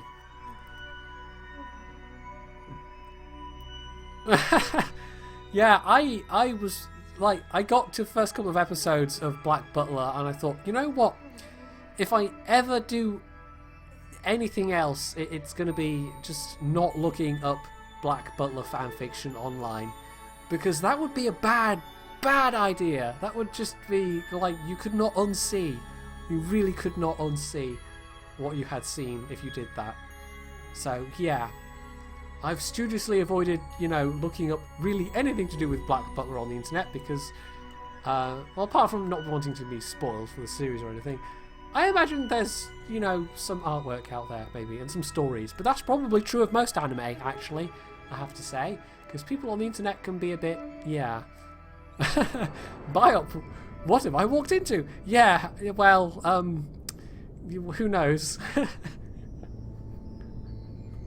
Anyway, we're waiting for some orbital maneuvers to complete, so I just, you know, KSP streams are a great way to just talk about anything that comes to mind, because you've got lots of space. What was the anime that Jingles watched with the night? You know, I could not say. Steer clear of season 2. I don't think it's actually on Netflix. I think Netflix only has season 1, and that's how I've been watching it. So, you know, nice high quality version. When I watched Planets, it was on, I can't even remember what website, but it was one of these, you know, maybe slightly copyright infringing websites, maybe? Maybe a little bit, maybe? So the quality wasn't so good. It was watchable, and I still found it really, really good, but, yeah.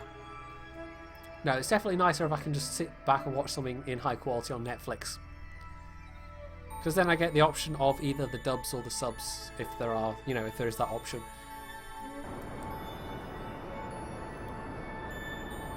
Fate Stay Night. I actually had a friend recommend that. So I might maybe give that a go at some point.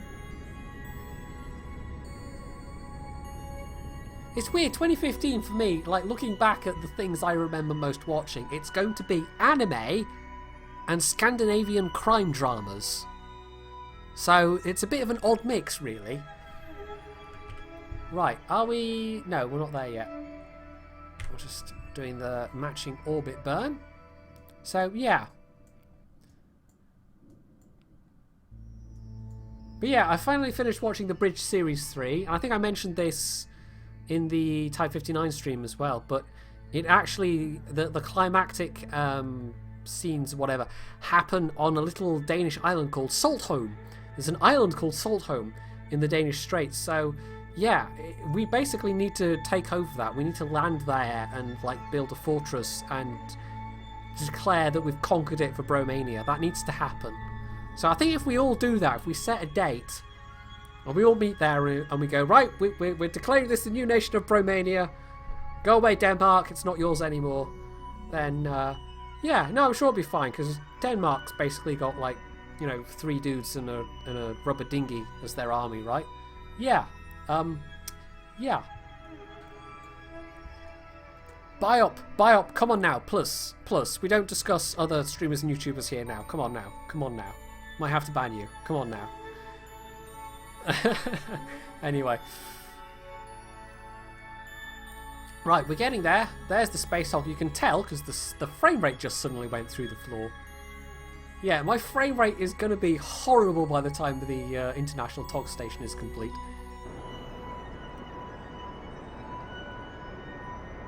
Anyway. Right, we just have to figure out which bit we want to attach this to, basically. Doesn't matter which end it attaches with. And we'll probably have it so it's like this kind of orientation, so the lights are facing outwards. But I'm not sure. Hey, Ginge. You'll send the kids as a preemptive strike. What have I done to deserve that? That must be pretty bad. I haven't watched... No, I still haven't watched Ghost in the Shell. Still haven't. Ergo Proxy. Is that one I've got on my list? I can't remember. No, it isn't. I'll write that on the list as well. This post-it note's getting very crowded. Ergo Proxy. There we go. Right. There we go.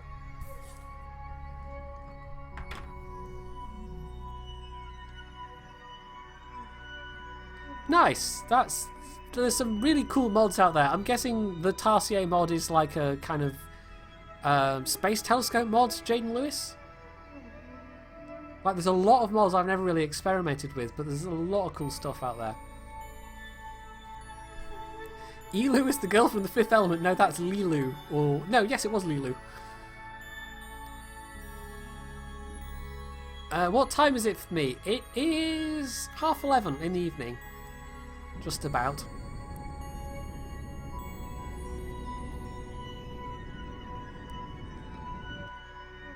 Oh, another one. Okay, this is getting very, very crowded. This La Blue Girl. Okay. Wow, this is... I'm just basically going to be watching anime for the next year at this rate.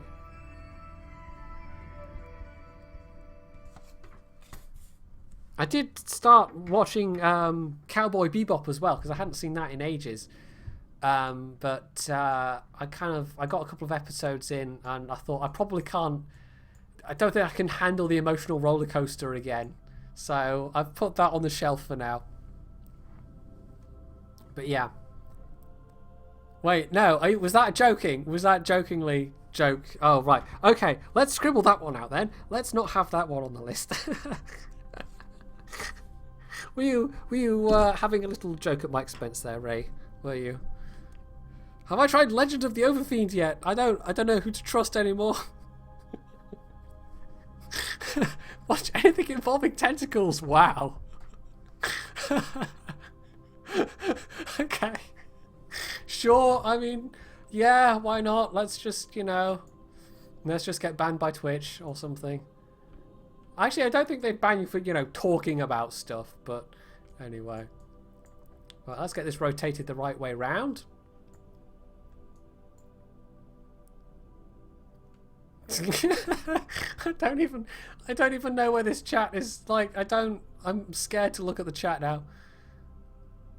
Scared to look at the chat. Anyway. It's funny, most of the anime I've seen has actually been series, though. The one film I watched was one called Paprika, I think, which was interesting. I'd seen it compared to Inception, and that kind of piqued my interest a little bit. And I have to say, I don't think it's the best comparison. I can see why people make it. But it was worth a watch, though. It was definitely worth my time. Anyway, let's get this pointed round the right way. And we can get a little space buggy sent over. We can detach the hab section. And, yeah, we can decide which bit we're going to plug this into. Now, if we have it pointed back kind of dorsally, well, it's going to block the radiator fins. But honestly, the radiator fins are kind of cosmetic. There's nothing on here that would need the radiator fins. The responsiveness is not so good now with this frame rate. Right, so what we're going to do, I think we're all good, is we're going to decouple. And we're going to, there we go. RCS this out of the way, and that should slide out. Oh, there we go. That's perfect. Okay, the light's immediately fading because it has no power. Right, and then we are going to go grab it, and we're going to attach it. I don't know where we're going to attach it yet, but we're going to attach it somewhere. Okay, so yeah, we can probably fit it on dorsally, and I don't think it'll hit the tail fin. It'll look a bit odd sticking out the front, maybe. That's obviously going to be the side section, and the other option is that we have it sticking out the side. I think we actually might have it sticking out the side, and we'll leave this top bit as the space buggy dock, essentially. So, control from here. Click away ascent guidance. We can get docking guidance. And everyone can go, lol, what a scrub. So, set this target. And autopilot enabled. I think we've still got plenty of RCS on this thing, haven't we? Yeah. Plenty. Actually, we'll set that end as the... that's probably easier. Oh, no, it's flipped now. Well, never mind. Right. Oh, don't collide with the TOG. Let's pull the solar panels in. I think he's going to bump it into the TOG. Yeah, well done, MechChap. It'll be fine, though. It'll just gently bump off. The solar panels are in, so we're not going to have any breakages. But, yeah. Boop. Meant to do that. Sure we did. Anyway. I'll actually quickly tell that to kill rotation. Just so it's not we're not trying to attach, you know, the section to a spinning object. Because that would be bad. I wonder if it'd still do the autopilot docking even if you're sort of tabbed away from it. Anyway, let's put one panel back out. I don't have these hotkeyed at all, so we've got to do this manually, basically. Anyway.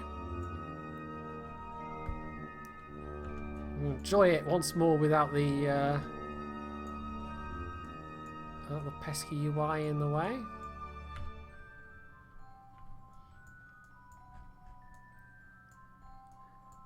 If I had a couple of atmospheric mods and a couple of ground mods, like this game would just, like, it already looks kind of okay. And the atmosphere haze effects in this game are quite good.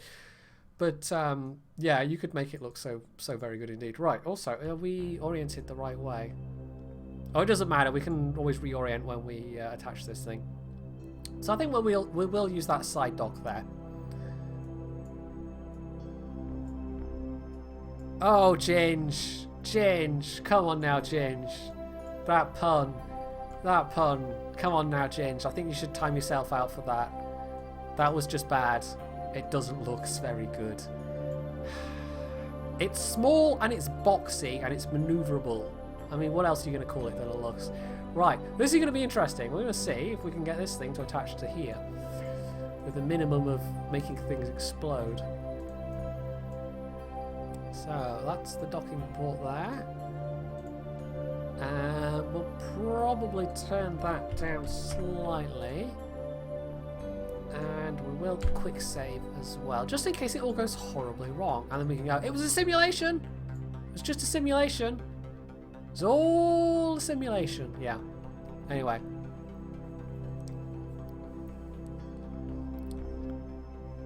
Well, the box tank is anything but small, Nikos. And it's also not particularly maneuverable. It goes reasonably well in a straight line, but it really is not. It's not an SU-100Y in space. Absolutely not. Right, anyway. Was that the orientation we want? Yeah, no, I think that is the orientation we want, isn't it? Anyway. So we're going to slowly chunter into place.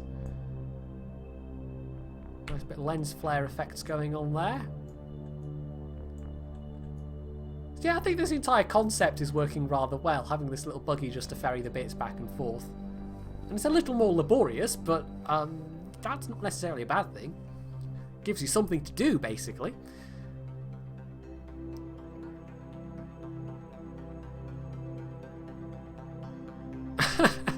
Oh, no, the puns. No, come on now, chat. Come on now.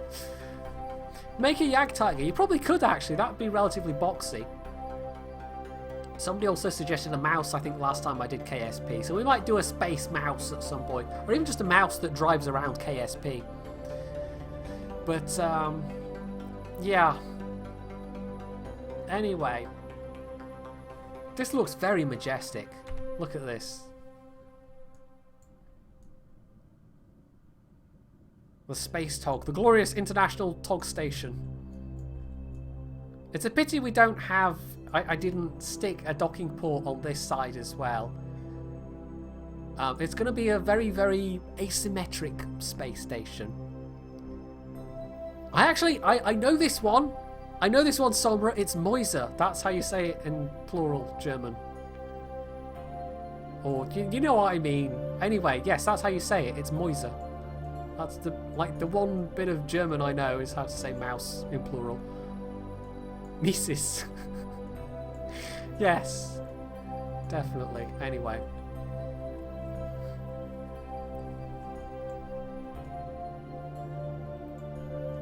Alright, we're coming up nicely. Nice and slow. This is actually going to look alright, I think. And because we're having docking ports on literally everything, there's room for expansion as much as my frame rate can stand, essentially. So I can send up as many bits as I like. Of course, the more bits I send up, it's just going to be, you know, useless space for the most part, but that's fine. Doesn't matter. Anyway, oh, he's doing a bit of correcting manoeuvring. You may be leaving it a little close to do that, Ribwin, but okay. I'm sure it'll be fine, but we did autosave for basically this purpose. Ooh.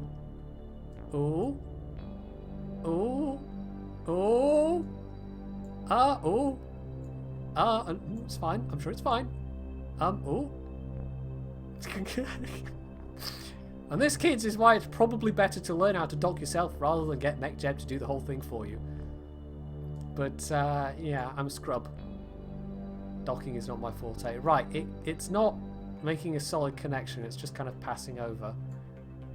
So we actually almost need to... Right, kill rotation. We're going to have to tell it to do that again, aren't we? I would do it slower, maybe. Right, this is all just completely wasting RCS fuel, but that's basically fine. Also, how does one of these have fuel in it still? None of these are supposed to have fuel in. Oh, one of these has fuel in. Why does one of these... Oh, two of them have fuel in. What? We sent this up with... Okay, never mind. We'll just pretend that was intentional. I thought I'd emptied them all of fuel, but apparently not. We'll also just check that this is definitely not rotating. No. That's definitely stationary. So that's fine. So, yeah. So basically he's backed off and he's going to have another go at it. Which is not the most confident parking I've ever seen, but, you know. At least I get to, you know, say, well, it's not me, it's Ribwin. He's terrible at this. It's not me that's terrible at this. It's totally this, you know, Kerbin. Yeah. You want to watch me drive? As long as it's watching from a different car. Okay, well done then. MechJeb doesn't understand my awful RCS. That doesn't help that we're basically using, like, this thing to... There's no RCS thrusters on this at all. So we're relying on... Yeah. I'm not quite sure why it doesn't just line up, though. And just go forwards. I mean, if it comes to it, maybe I could even manually dock this, but probably not. But it's just like, it's overcompensating and then it's trying to compensate for the compensating.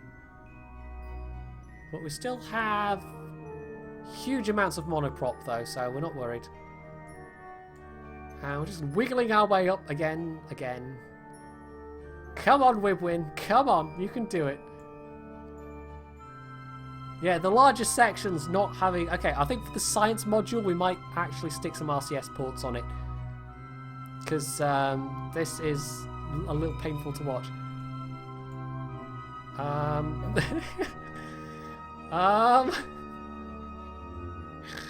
Euro Truck Sim multiplayer. Is that a thing? Is that actually a thing? Can you multiplay on Euro Truck Simulator? Or is it like a modded thing, like in this? Oh, come on. It's just kind of like scraping the rims of the docking ports together at this point. They're not engaging. They're supposed to be magnetic couples, so you think they just go thunk together, but apparently not. Yeah, we're going to crash the thing into the thing at this rate, aren't we? It's kind of gently nudging it around. Right, Kill rotation. They are bashing into each other. It's just they're not. Oh. Okay. No. Planned. Calculated. That was meant to happen. It was meant to happen that way. Absolutely. Yeah. No. We absolutely meant to. Yeah. No. 10 out of 10. 10 out of 10. Anyway. Okay. So here we go. This is our proper crew accommodation module. And we'll actually top up the tanks of the buggy, the spluss, before we do anything else. So, monoprop. Do I have Euro Truck Sim? I do not, actually. That's gonna be... Wait. 79. So it's those tanks there. So we want to transfer in. That's fine. What didn't help was the fact that this had fuel in it. So we can actually transfer the fuel out, so it's in the body of the TOG rather than in this thing, which is going to be the adapter. So we'll. Oh, it gets a bit, yeah, with the... Okay, we want to transfer it out of... We want to transfer it into the FTLs from the adapter sections. But it means locking a lot of sections. So I can just kind of lock the empty... There we go. So I can go transfer out. That should work. Yes, there we go. Okay, that does work. But we can eventually use those to... like, we could also use this as an orbital fuel dump, because the TOG still has its fuel tanks in, basically.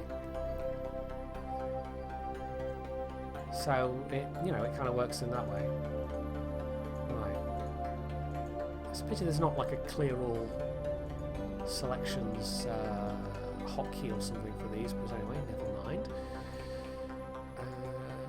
Stop and that's stop, and that's turn off lock, and that's turn off lock. So actually I think we'll get the science section up and then we'll call the stream there, and that probably will take us to a little over 3 hours. So there we go. The space TOG is shaping up. I'll point this retrograde, get Jebediah back to Earth. Yeah, we got Bale back. If you are desperate, you can go and watch the live stream for that. It's all up on YouTube in glorious 480p quality. It was funny with the Just Cause live stream bit I put up. Like, someone was like, "Oh, I'll just wait for YouTube to finish processing. It's still at 480." And then somebody else said, "Yeah, no, it was on the live stream. That's the best you can do." So, yeah. Anyway, the poor pigeons. They work hard. They do. They earn their pigeon seed, their bird feed. Right.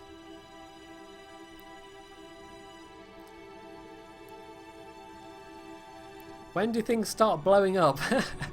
Well, they actually haven't yet. I thought they might do inadvertently, but we've had a very distinct lack of things blowing up, as it's turned out. So, sorry for that, Peppermill. Apologies. This has been the least explodey stream of KSP we've had so far. Anyway, we had plenty of Delta V left, so... I think that's about the heaviest payload we'll probably be carrying up. Unless we're carrying, like, literally full fuel tanks. Which is a... I don't know. I don't know why we'd be carrying massive full... Pardon me, fuel tanks in. We could probably fit an orange tank in here, actually, in this particular bay. Anyway, this is going to be a very steep descent, but it's fine. We've got... actually, let's see how steep of a descent we can make it. Oh, hello. Steam's saying, Ginge has sent you Euro Truck Simulator. There you go. Steam, all of the stream gets to enjoy seeing that Ginge has just sent me Euro Truck Simulator. There we go. If you're hoping to keep that a secret, Ginge, well, rip. This would actually be the first stream, and this is like my 5th or 6th KSP stream. There's usually been something somewhere exploding. So, yeah.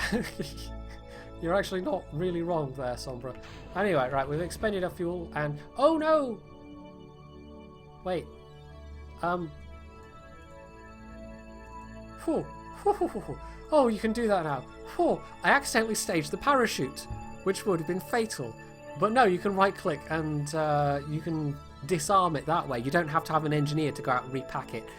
Oh, okay. Nearly gave myself a heart attack there, but that's fine. Anyway, let's just plunge giddily towards the atmosphere. Do the usual thing. And no, the kind of the middle, like the default pilot seat seems to be the seat without a view, which is a bit disappointing, but anyway. I'll need to practice. Maybe that should be my next thing. Like after my next warship stream will be Euro Truck Simulator. Do I have a wheel to play with? No, but I do have an Xbox controller, which is just, you know, the best thing for controlling cars, right? Well, it's how I play Dirt Rally anyway. It works reasonably well for that.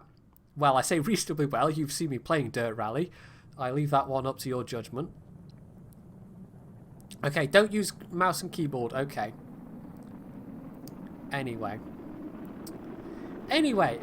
Also, there's been like 50 to 60 people watching for quite a lot of the stream, which has been surprising. How many of you, just, you know, even if you just, you know, have been lurking, just let me know how many of you actually are new followers from the stream I did, or how many of you just found me because you were looking for KSP broadcasts. I'm actually really interested to know how many people are here from the Type 59 stream, and how many people have no idea what I'm talking about and just happen to wander by. Yeah, Derp Rally, that's about right. Anyway, oh, parachute, pop, parachute, pop the, why wasn't the parachute working? Wow, I was not paying attention. We killed Jeb. Okay, never mind. Whoops. Whoopsie. Whoopsie whoopsie. Never mind. Oh well.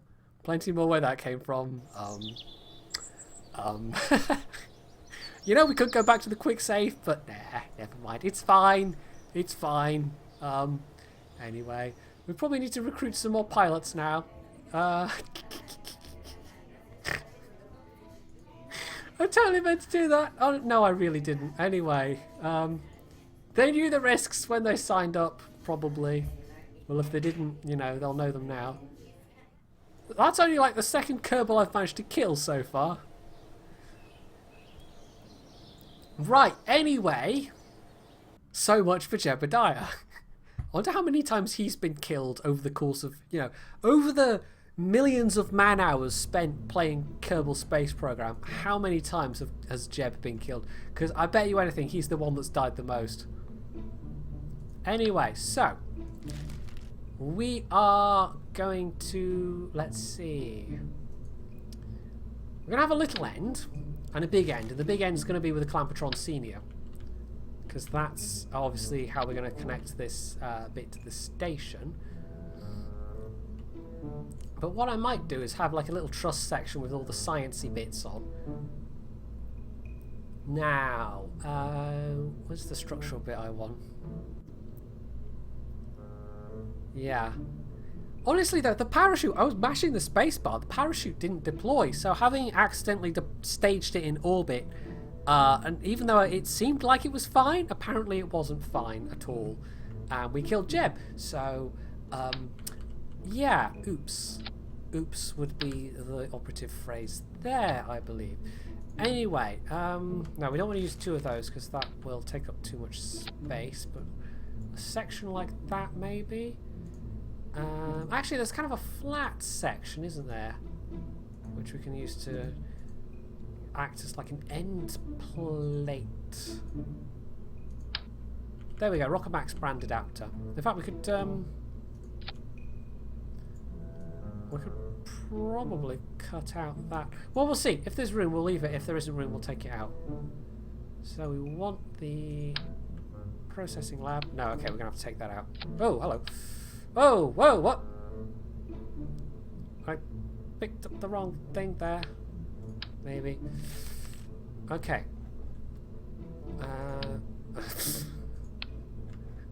Right, that's taking up a little bit too much space. We'll actually take that off, and we'll actually use a short girder section. It should be enough. Structural. Also, apologies if you can hear the wind, by the way. It's a little bit breezy. It has been all day. Oh, that has kind of properly... okay.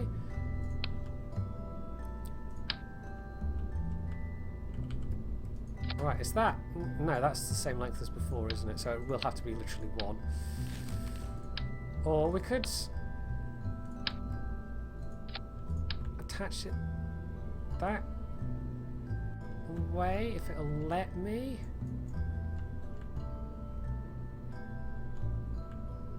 Oh, yeah, there we go. Okay, so, we then want... Now this is going to have quite a high part count probably, so we're going to watch the frame rate struggle even more. So there we go, there's the Clampatron Senior. So what we're going to do is we're going to have a bunch of... we could actually make it look slightly neater, couldn't we? We could have one of those there.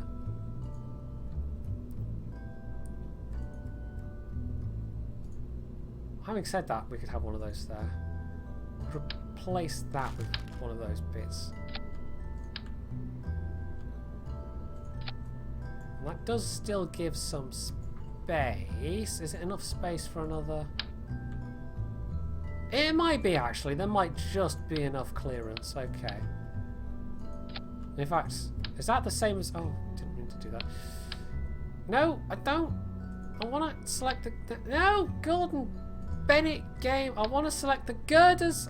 Just let me select the chuffing girders. No, I am... oh, what are you doing? What are you doing? Game. No, see, I've got the girders highlighted. And every single time it's grabbing the... okay. Okay. Right, that's longer anyway. That's kind of what I wanted to check, because it'd be one less part. But still, what? It will not let me select those girders independently now. I don't know. It's just messing with me. How, what? How, Rap Maxi? Well, hi is what I meant to say, and then I ended up being inadvertently, you know... slightly racist, maybe? I don't know. Anyway. Because I totally just randomly assume people are Native American and just, you know, decide to be racist to them. Yeah, that's the thing I do. I'm well known for it. Yeah. Anyway. I don't... just... whatever, brain. Whatever.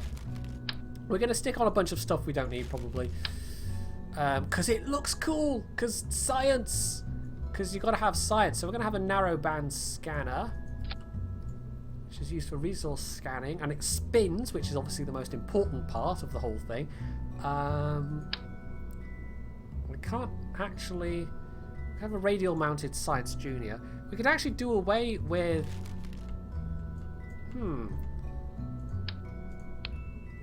that bit there. We can mount a Science Junior.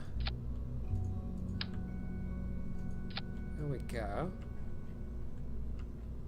And obviously, you know, you got to have the mystery goo containers. Clearly, I think we want at least 3 of those, because, you know, part count be damned. Well, we will be damned at this rate, but maybe if it's too much, maybe I should be a little bit more sensible. 2. We'll make it 2 mystery goo containers. Have those kind of shoulder mounted, maybe? Can we have them kind of like there, but merged in slightly?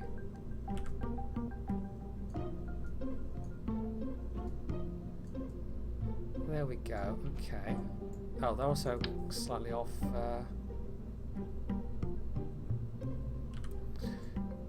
Off the center line, which is not where I quite wanted them. So we adjust those. So there's our mystery goo containers. We might be able to stick on an extra, like, solar panel on the back of this. Because it's a space station. You can never have too many solar panels on a space station. It's well known.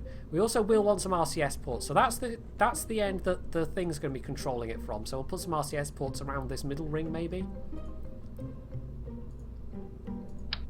So that'll be sort of centre of mass of this particular section-ish. Oh, well, that's too many. So we'll put some RCS ports there. I don't think we need any lighting because there's enough lighting around already. And this has... Is this one of the sections that lights up? Actually, I'm not sure that it does, but it's fine. So we want an antenna of some variety. I mean, obviously we're going to use the Communitron because, you know, it looks cool. We'll just check that that's not going to clip through anything. So we're going to have the thing going wee around and around, and then we're going to have this... Oh, if I can get it to retract. Don't want to launch with that thing sticking out. Actually, we might stick that one on the side. And we're just going to have a bunch of the science experiments. Barometer, because you need a barometer in space, that's well known. I will stick them on the girder section. This could be like, you know, the science section. What else? Surface scanning module, which is very, very useful when you're in a space station. Which is never going to land. Right, there we go, that way around. So actually click that inside. Oops, slightly.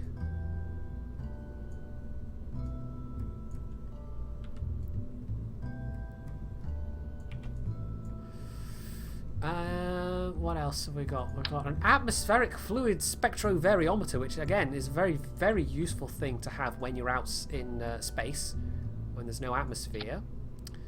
So we definitely need one of those. A gravioli detector, because you've got to detect them gravioli particles. Nope, which is the button? There we go. Good old thermometer, which we might actually mount somewhere slightly more conspicuous, so it's going to be a little hard to see if it's on the thing. I'll just stick that on. Oh god, on the side of the. There we go. That'll do. It's a nice obvious spot for that. What else don't we have? I think that's everything, actually. Oh, we haven't got the seismic accelerometer. Another very, very useful instrument to have when you're in space, as is well known.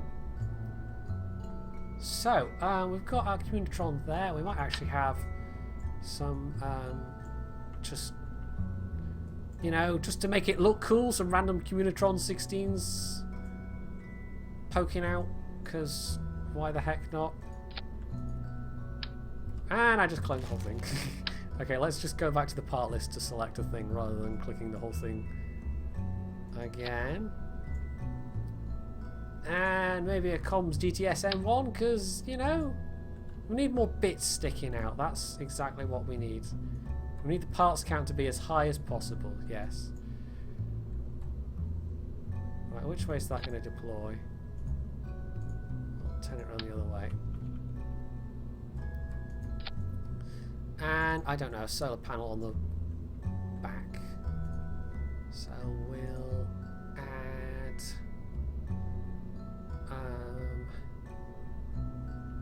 maybe a couple of the small arrays, the 3x2s.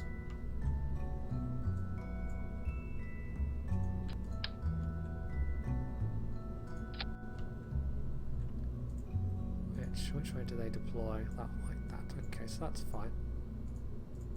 So we're going to have just, you know, science. We're going to have science. There's science. You've got to have science. There's no point having a space station if there's no science.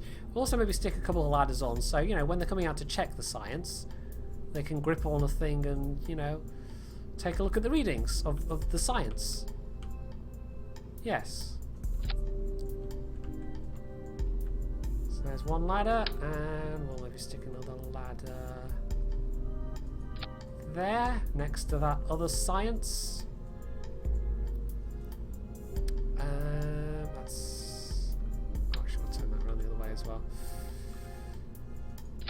go. So a ladder next to that. Science. That doesn't need any ladders next to it. That science is happy to just science off. Well, it's science thing the science things. And science. And, you know, another Communitron 16 for good luck. I think. There we go. So, science is, I think, the gist of this.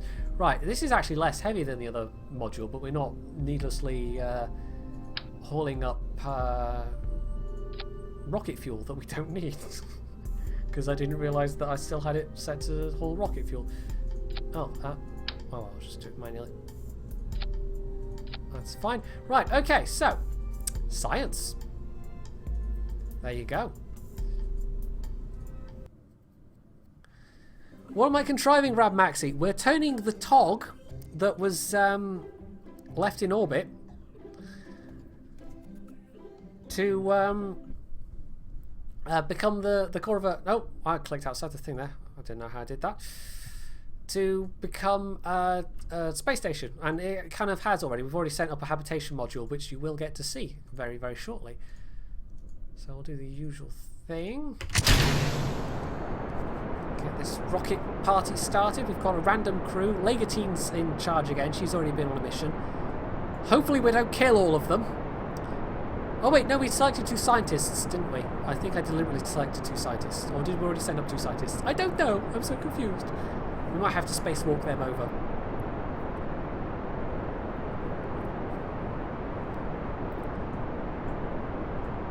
So we're nearly done with the booster stage, which is, you know, I rarely use SRBs in my designs, but no, they're just giving it that little extra kick off the launch pad, which is what this design needed. The International TOGstation, yes. That's what it is. That's what it's going to be. So we've got crew accommodation for, now let's see, 16, 18, 20 Kerbals, essentially. You know, if we wanted to have that many Kerbals on board, we could do. They'd be a bit cramped, but we've got room for quite a decent crew on board. So there we go. Outboard orange tanks away.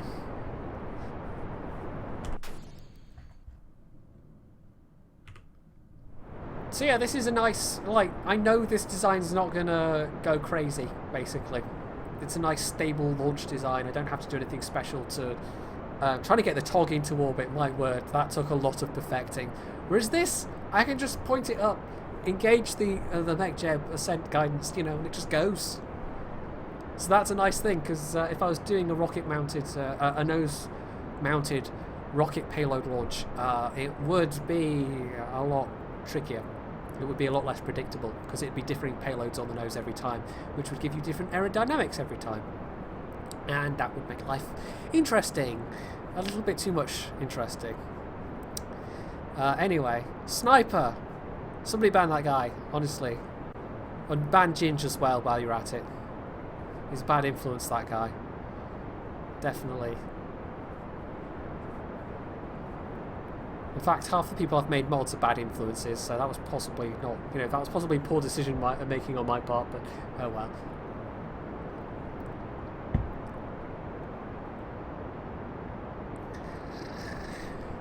Right.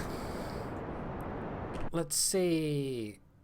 That should be, yeah, approaching the 100k mark. So we're getting there. Just turn off the interface and enjoy the ride, I suppose. Maybe I should come up with a better name for this than the Manly Mark 1. I mean, it's alliterative. But, yeah, I don't know, it's a little undescriptive. Maybe it needs to be the Space IKEA Truck Mark 1 or something. Which is not so alliterative, but, well, I don't know. Anyway. How did you know I was talking about you, Sombra? How did you know? Anyway. Right, we can actually extend panels now, I think. Should be able to. We're about to let go the inboard tanks. There we go. And... still plenty of Delta V. So yeah, we're definitely not going to have any problems with this payload. Well, we made it with the last time with, you know, a heavier payload. I don't know how much this can handle. I should do a test where I know the weight of the thing. And obviously I won't do it on stream. But I should do a test so I can figure out exactly how much payload this can actually handle. Do you know, I don't want to click that link even if I was able to without making the thing minimize.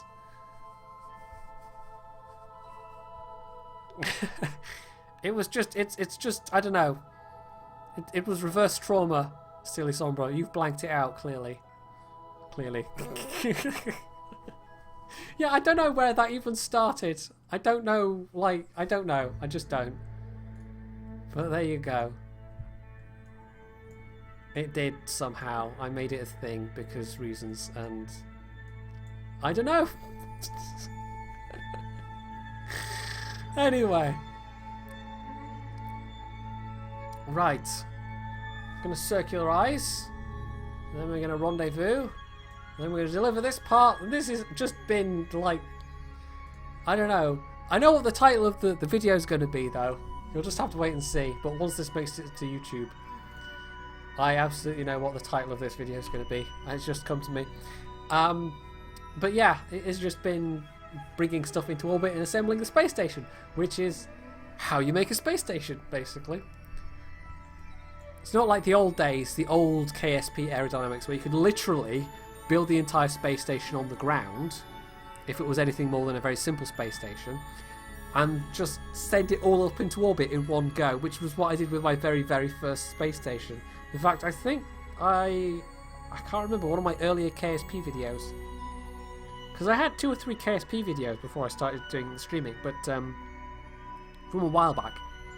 But one of them showed the space station I had launched, and I basically did it in one go, and it was this massive thing made of struts and modules everywhere, and I just slapped on a bunch of engines and it just went whoosh, and you couldn't do that these days because the aerodynamics means it'd just, you know, wreck itself.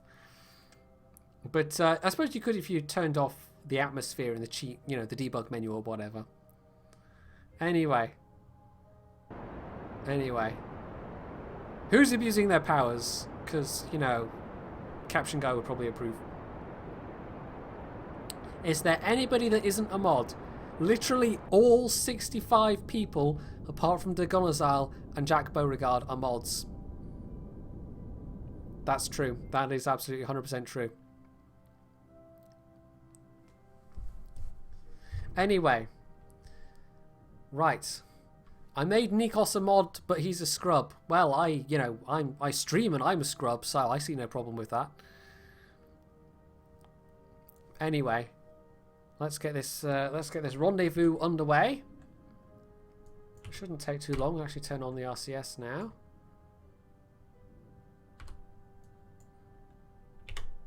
Pop open the pod bay doors, Hal. I still keep getting the wrong hotkey. I'm doing the solar panels when I mean to do the bay, which is just well done. You'd think I'd have it by now. I've launched this craft often enough. So this is the scanner, by the way. You use it if you're scanning for ore, but, you know, we're not scanning for ore. You have to be in a polar orbit for that. But it spins, and that's the important thing. You have to have a thing that spins. Because otherwise, what's the point? Yeah, I had a raffle. That's what I did. I had a raffle. Yes. Also, Sniper got timed out. Was it for the lols? Or, I don't know. Because if it was, you know, I can get behind that. Right, there we go. Mystery goo and etc, etc. Yeah, I think, I'm pretty sure Elbas and Ereberta are, like, I'm pretty sure they're scientists. I hope they are. If not, we'll just transfer them over anyway. Extra crew, why not? Bit of extra crew is always useful. Right, this should be... There we go, yeah, the matching stage. It is quicker to... Once you know that MechJeb uses a 200-click orbit to do its orbit matching with, it's easier just to launch into a 200-kilometer orbit if you're planning to do any orbital rendezvouses. Rendezvouses? I don't know. I don't know how you pluralise that word. You probably don't. You probably don't at all. Anyway. Wow, I just got whispered to. Well, you probably see it on the screen from Sniper. Your mods are Illuminati. They keep purging the truth. Okay. You're speaking truth to power. Is that it, Sniper 450? And you're being silenced by the cruel, oppressive mod regime that this channel is well known for. Sounds about right. Anyway. The Greek guy definitely didn't buy his mod ship. I don't know. Maybe a German lent him the money. Okay, that's... Okay, all my Greek viewers are now furiously unsubscribing. There's a little European joke for everybody. A little EU joke. Because the EU, it's all one big happy family, right? Yeah, everybody in Europe is really, like, everybody just loves each other. That's how it works. Yes. Anyway. I think we... Are we getting close? No, okay, it was just my imagination. I thought the frame rate suddenly dropped, but no, not yet.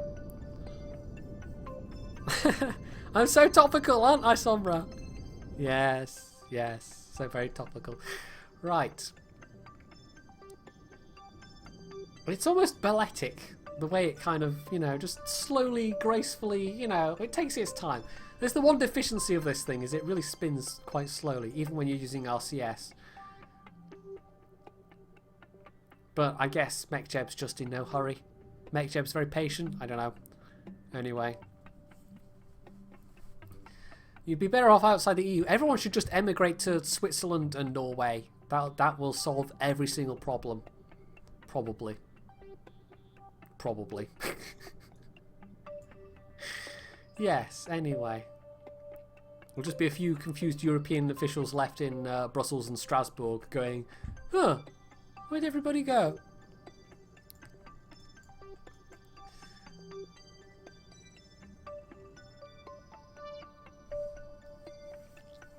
I think I'll have to look up that mod earlier that, wow. Must be getting late because I can't remember his name. Wow, Conway! Conway, there we go. Mr. Conway. What Conway mentioned. Was it ambient light something? That sounds pretty good. Maybe some atmospheric mods for next time I'm playing. Some visual mods, because they wouldn't necessarily do anything for compatibility between versions of the game. Anyway. I say anyway a lot, don't I? That's my thing for today, is just saying anyway. But that's... I've noticed that some days it's just like, well, I latch onto a certain word and then it's just like every other... Yeah, sometimes it's apparently and sometimes it's other words. But maybe it's just I get so excited about having, you know, said a word correctly that I then feel the need to say it multiple times. Right, transfer crew. I wonder if we can...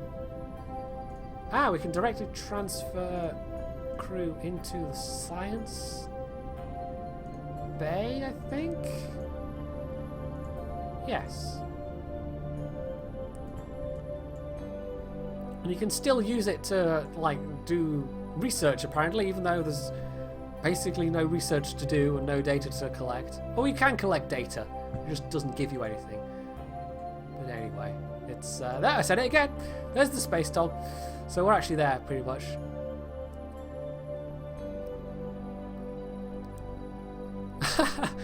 Well, good luck with that, Aimless.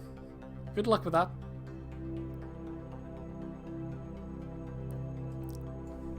I can think of worse stock grinds, to be fair. Try the stock T28 prototype. I'm just saying. That was an experience. It certainly was an experience. Let's have a quick look inside the... I don't think there's anything changed since the last time I... it's quite... like, the labels are vaguely funny. Experiments, tests, snacks, science. So they've got cupboards just for science, which is useful. I always wondered what this thing was supposed to be, though. It's a little ventilator cupboard thing, but... test tubes and beakers don't seem that useful in zero gravity. I suppose if you landed this on a planet, then yeah. But we're not going for any centrifugal force. Can have a little look out the window, though. I don't think we can get quite a good view of the dentistry, but, you know, still pretty good.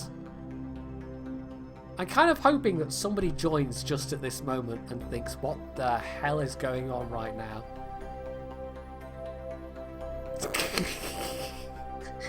Anyway, that's probably true for any moment of my stream, to be fair. That they would log in and you know, not log in, but, you know, open the link and click on the thing and go, huh, I don't know what's happening right now.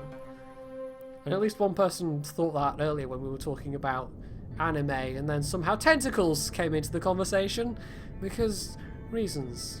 Because you're also very, very mature. Yeah, somebody somewhere, Ginger's going, yeah, that's my fetish. Close up of Kerbal's mouths. That's my fetish. Somebody somewhere, guaranteed, 100%. Rule 34, it will exist. Anyway, there's a cheerful thought. Oh dear.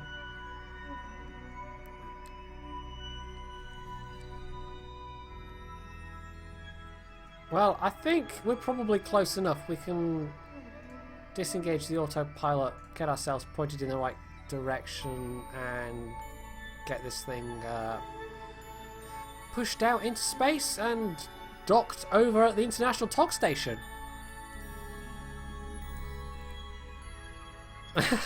Fair point, James. You're not mature, you're old. Okay. That's probably true of a lot of people.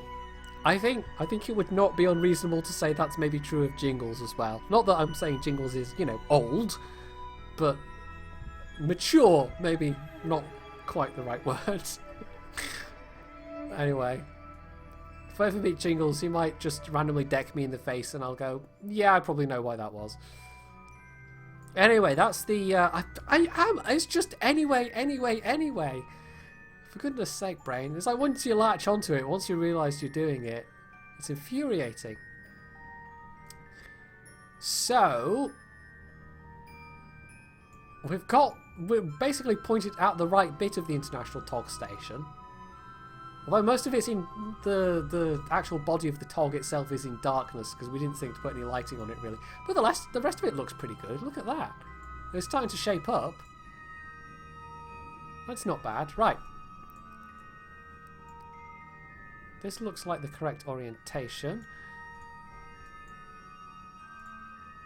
Let's make sure we're not drifting. Okay. Disengage the node. And... oh, no, that's the lighting. There we go, that one. I'm just pressing random keys on the keyboard until a thing happened. I know it's vaguely the kind of the JKLIMNN keys, but I can never quite remember which one's which. So there's usually a bit of random pressing of the correct buttons. So let's... oh, there we go. Right, they're basically sitting there in darkness right now, so we've got to get Thingamykerman to go and grab this thing before it goes floating off into space.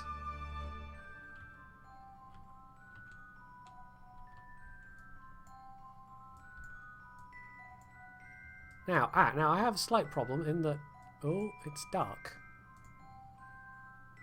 Control from here, and so that's going to make clicking the right bit a little bit interesting. Right. So we're fully fueled up because I made sure we fully fueled up last time. So we've got a full tank of 300. We've also got the actual RCS ports on this thing. Okay, I mean, there's not that much of a speed difference between the two, but it's enough that we're gonna... this is gonna be interesting getting this back into place, but it should be fine. Should be. Hopefully. And hopefully we won't have the wild oscillating gyrations of last time.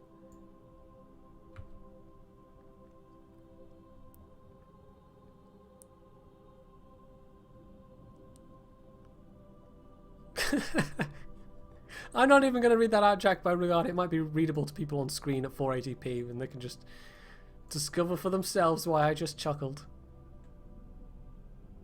Right. It's all happening very gracefully, slowly. Well, that means I have to think of things to say. Still though, I have been impressed by this entire thing. Like, we might just go nuts. We might just add, I don't know, stuff. Because we could add another connector module, have more stuff coming off. This could be a proper massive space station. But it might be that, you know, I end up streaming at 10 FPS because of it. So, I don't know. It's kind of FPS versus cool factor in that case. Oh, nope, nope, not reading that out either. Nope. Nope, nope, nope, nope, nope. You stay classy, chat. You stay classy. Well, Degunazal in particular. You definitely stay classy. So classy. Anyway. I know I said it again, but I don't even care that time. Right, we didn't have any lighting attached, but this time we're going to control it from the big end. And it helps if I turn on the HUD and then turn it off again for random reasons. I somehow have to get that. We started off pointed in the right direction, and now we're all the way over here. But we're not far enough. I mean, we're still, you look at the icons, they're still practically on top of each other, so they're still well within the physics bounding box. But the fact that we've got the RCS ports on this, yeah, look at this. This is so much easier to control. So that's fine. That's just drifting on its merry way as well. So this particular bit of delivery should go nice and smooth. Now actually, we've got to make sure which way's the... God, maybe I do need that ambient light mod. It's quite tough to see. There's the solar panels on the bottom. And if this is the orientation we're coming in on, then I think we actually want to roll this on 90 degrees or 290 degrees. So the solar panels are kind of sticking out the side. And yes, okay. And the Communitron rather is sticking out the side as well. Yeah, okay, this is the way we want it. Yeah. That's the correct orientation right there. Look at this, it's very peaceful. You just see the little glints of light off in the distance of the International TOGstation.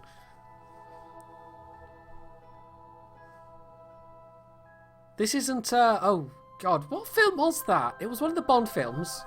It was one with Roger Moore. And somebody was stealing all the space, all the satellites and the capsules with you know, things because reasons. No, I can't remember which one that was now. Was that the one with the space station and Jaws? And the guy trying to release poison gas into the atmosphere with some ridiculous plan. Because reasons. Moonraker. Yes, there we go. That's the one. Moonraker. Moonraker was very silly, but it was also quite fun. God, can you imagine them doing a Moonraker style, you know, like that kind of Bond film today? They just wouldn't. Can you imagine Daniel Craig in Moonraker? It'd be kind of oddly hilarious, like super serious po-faced, you know, stealing space shuttles or whatever. But Moonraker was cool. They had like fights in spacesuits and they were attacking the space station and I don't know. I liked Moonraker.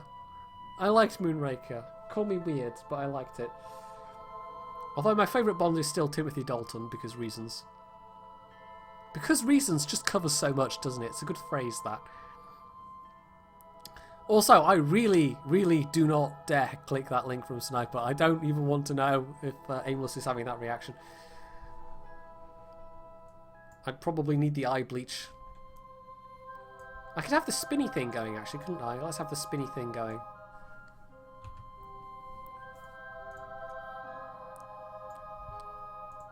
We could deploy the solar panels, and And I've just realised both of them being there probably means they'll pretty much block each other most of the time, but it'll be fine. And we can deploy the comms thingies and just have everything poking out. And then when we make a careless approach, everything gets knocked off and it'll be like, yay. Actually, having had that thought, let's just quick save. On the off chance it does all go horribly wrong. So you've got to have all the aerials sticking out because science. And we've covered this. Come on now, you should know it by now. Right. Let's see. I had one there. There was another Human-tron somewhere. A 16. Where did I hide you? It's a little hard to see when it's dark. For some reason. Oh, it's sitting just behind the... Will it extend through? Actually, no, it kind of doesn't. It doesn't look... You know, it's fine. We'll leave that like that. Right, there's nothing else that does things. But there we go. That looks sciencey. It looks like there is science taking place. There's a spinning thing. What more do you want? Come on now. That nothing says science like a spinning thing. Yes, that's well known. It's a fact. 100% fact. Everybody knows this.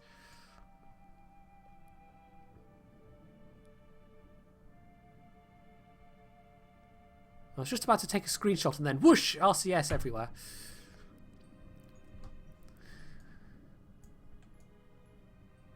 Still though, I think it looks alright. But I might be slightly biased. I think it looks slightly more interesting than the HAB section, which is a little more functional than interesting. But I never got the knack of... well, I see some of the stuff people do on the subreddit. And they use the merge tools and create really interesting looking things. And it's like, even with stock parts, I guess I just don't quite have the imagination for that, or the design, whatever. But, yeah. I get a little bit jealous when I see other people making really cool looking stuff. So we're just slowly drifting towards. And I don't think we'll have any particular issues with this this docking. It's a pity you don't get light up windows on the science module though. That's just kind of limited to some of the command capsules and some of the HAB modules. And you'd think they'd do it for every kind of thing with Windows, but they don't, sadly. Moobot is drunk. Sack him. What? Baby? What's Moobot doing? Has he gone crazy and decided he's going to take over the world? I mean, Moobot is basically, you know, that's how Skynet starts. I think we've all figured this out at some point. Oh, well, if you didn't have a permit, then, yeah. It'd be kind of funny if Moobot just started randomly banning people, though.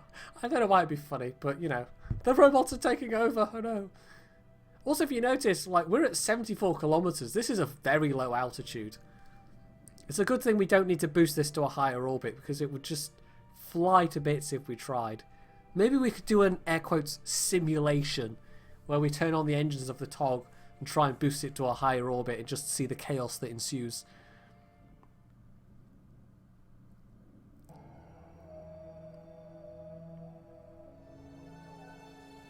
Right, we're getting awfully close. This has taken a little while, but we had further to go with this one because we didn't quite match velocities very accurately.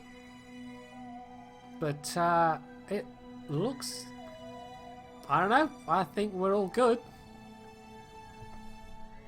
I think the International TOGstation's starting to shape up rather nicely. I'm not sure if we will have stuff that's... We might have a module attached to this rear connector here.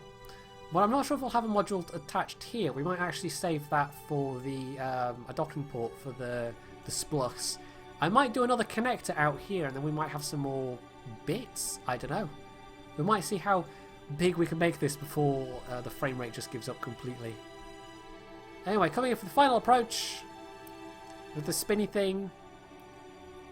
And oh, don't just stay on target, Ribwin. Stay on target. Don't get all, you know, just Keep it steady, for goodness sake. I even put on extra RCS ports so this wouldn't happen.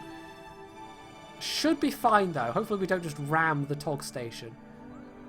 Right, this should be a nice solid connection. Should be. Come on.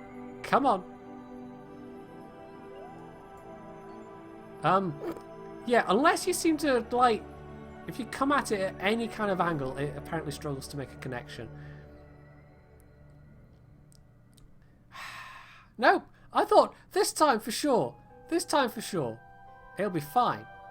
It'll be fine. And we'll just, you know, it'll be, and it was. And it was, is the moral of that story. Yes.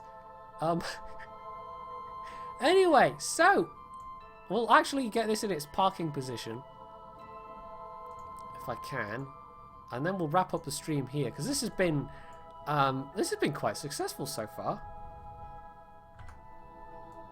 I like to think, apart from the usual slight derping around. Right, we'll get that docked there.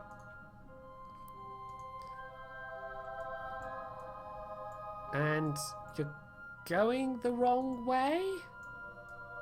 But okay. We'll dock it at the back one then for now.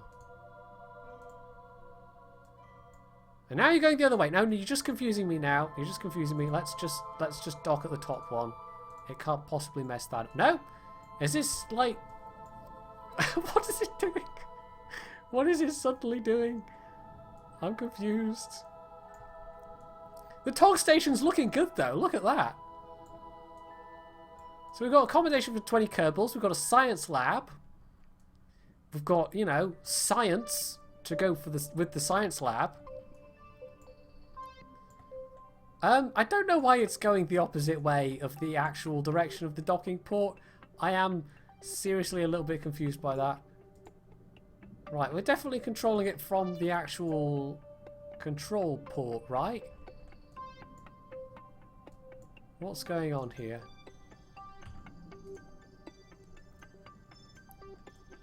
I don't know, maybe it just decided it was going to drift away first and it's done it in a really weird direction. Because, reasons? Who knows what goes through MechJeb's tiny little electronic brain. Although having, you know, said that about MechJeb, you can still do things far better than I can. Right, alright, it's docking at the top port, so we don't need to fill the solar panels especially. It looks good though. I think it looks good. I mean, I know I'm biased, but yeah, look at it. Look at it. Space TOG, the International TOGstation. It's transformed. It has grown. It has become more. So this is why you recycle, because, you know, good things happen. Also, I don't think it does re-enter the Earth's atmosphere or Kerbin's atmosphere at any point.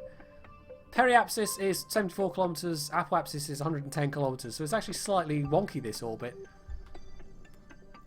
But yeah, if it was much lower, it actually would scrape the atmosphere and start to aerobrake and then eventually plunge back to its doom. It's actually interesting, the real-life International Space Station is actually in a low enough orbit. It's still outside the vast majority of the atmosphere, but there's still just the tiniest trace that they have to bump the orbit up. Is it like once or twice a year? So they just give it a little boost every so often to raise its orbit again slightly, because otherwise, if you left it long enough, it would actually fall back into the atmosphere and break up and probably make quite a spectacular light show in the process. It's a Jedi orbit, slightly wonky. I think you're right, maybe. There's only about, you know, 25 kilometers variance. It's fine. It's fine. 25 kilometers. That's practically nothing. Perfect geostationary orbit. I always said perfect geometric orbit there, which would have made no sense. Anyway, this looks rather magnificent. At least I think so. Coming up to dock on the TOG station, the International TOG station. You can tell Ribwin enjoys his job.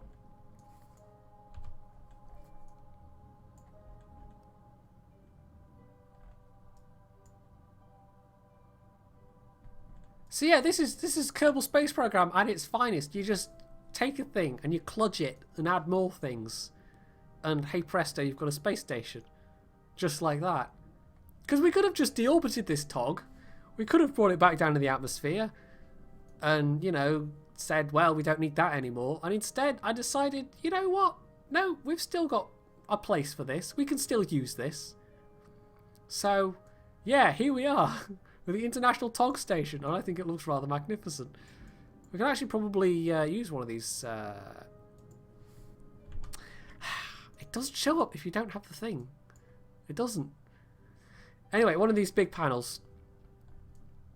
And we've got little panels on that. And we've got, you know, more panels than we possibly need. But we'll probably send up panels on other parts as well. Just because more panels. And it can have lots of big trusses with panels. Is that actually going to clip the... I think there's just clearance for that to fully rotate, isn't there? Past the module. It's a bit of a close thing, though. Tell you what. No, that's fine. You probably could on the other side as well, but I will. I was going to say, but I won't for now. But no, actually we will, because why not? There should also be enough clearance. So yeah, the International TOGstation. Mission successful. This was exactly what I set out to do in this stream. Next time round, we might bring up a bit more. There might be an extra module or two. But I have plans. I have further plans. Because we've still got Bob. The mysterious reincarnation of Bob floating around in Nimbus orbit. So, yeah, we're going to have to do something about that, aren't we? So... this is it. We're actually ending on nearly 70 viewers, which is amazing. This is the most people has ever watched me play KSP at once. I hope you've enjoyed it. I've been mucking around with the space TOG in orbit. If you're new to the stream, I highly suggest you go and check out the first couple of streams where I was trying to send up a TOG into orbit in the first place. And we had a bit of a rescue mission theme going on for a while. And yeah, it was all good fun. So that's all on my YouTube. There's actually a playlist for KSP on YouTube now. So you can go and find those all separately. Otherwise, you can find links to everything else besides YouTube below as well, like Twitter and Facebook and so on. And hopefully you've enjoyed this to join in and watch next time as well. So I hope you all enjoyed this, and I think it just remains for me to say I hope to see you all next time, which I pretty much already just said, didn't I? But whatever. I'm so good at exits, me. Yeah, so good.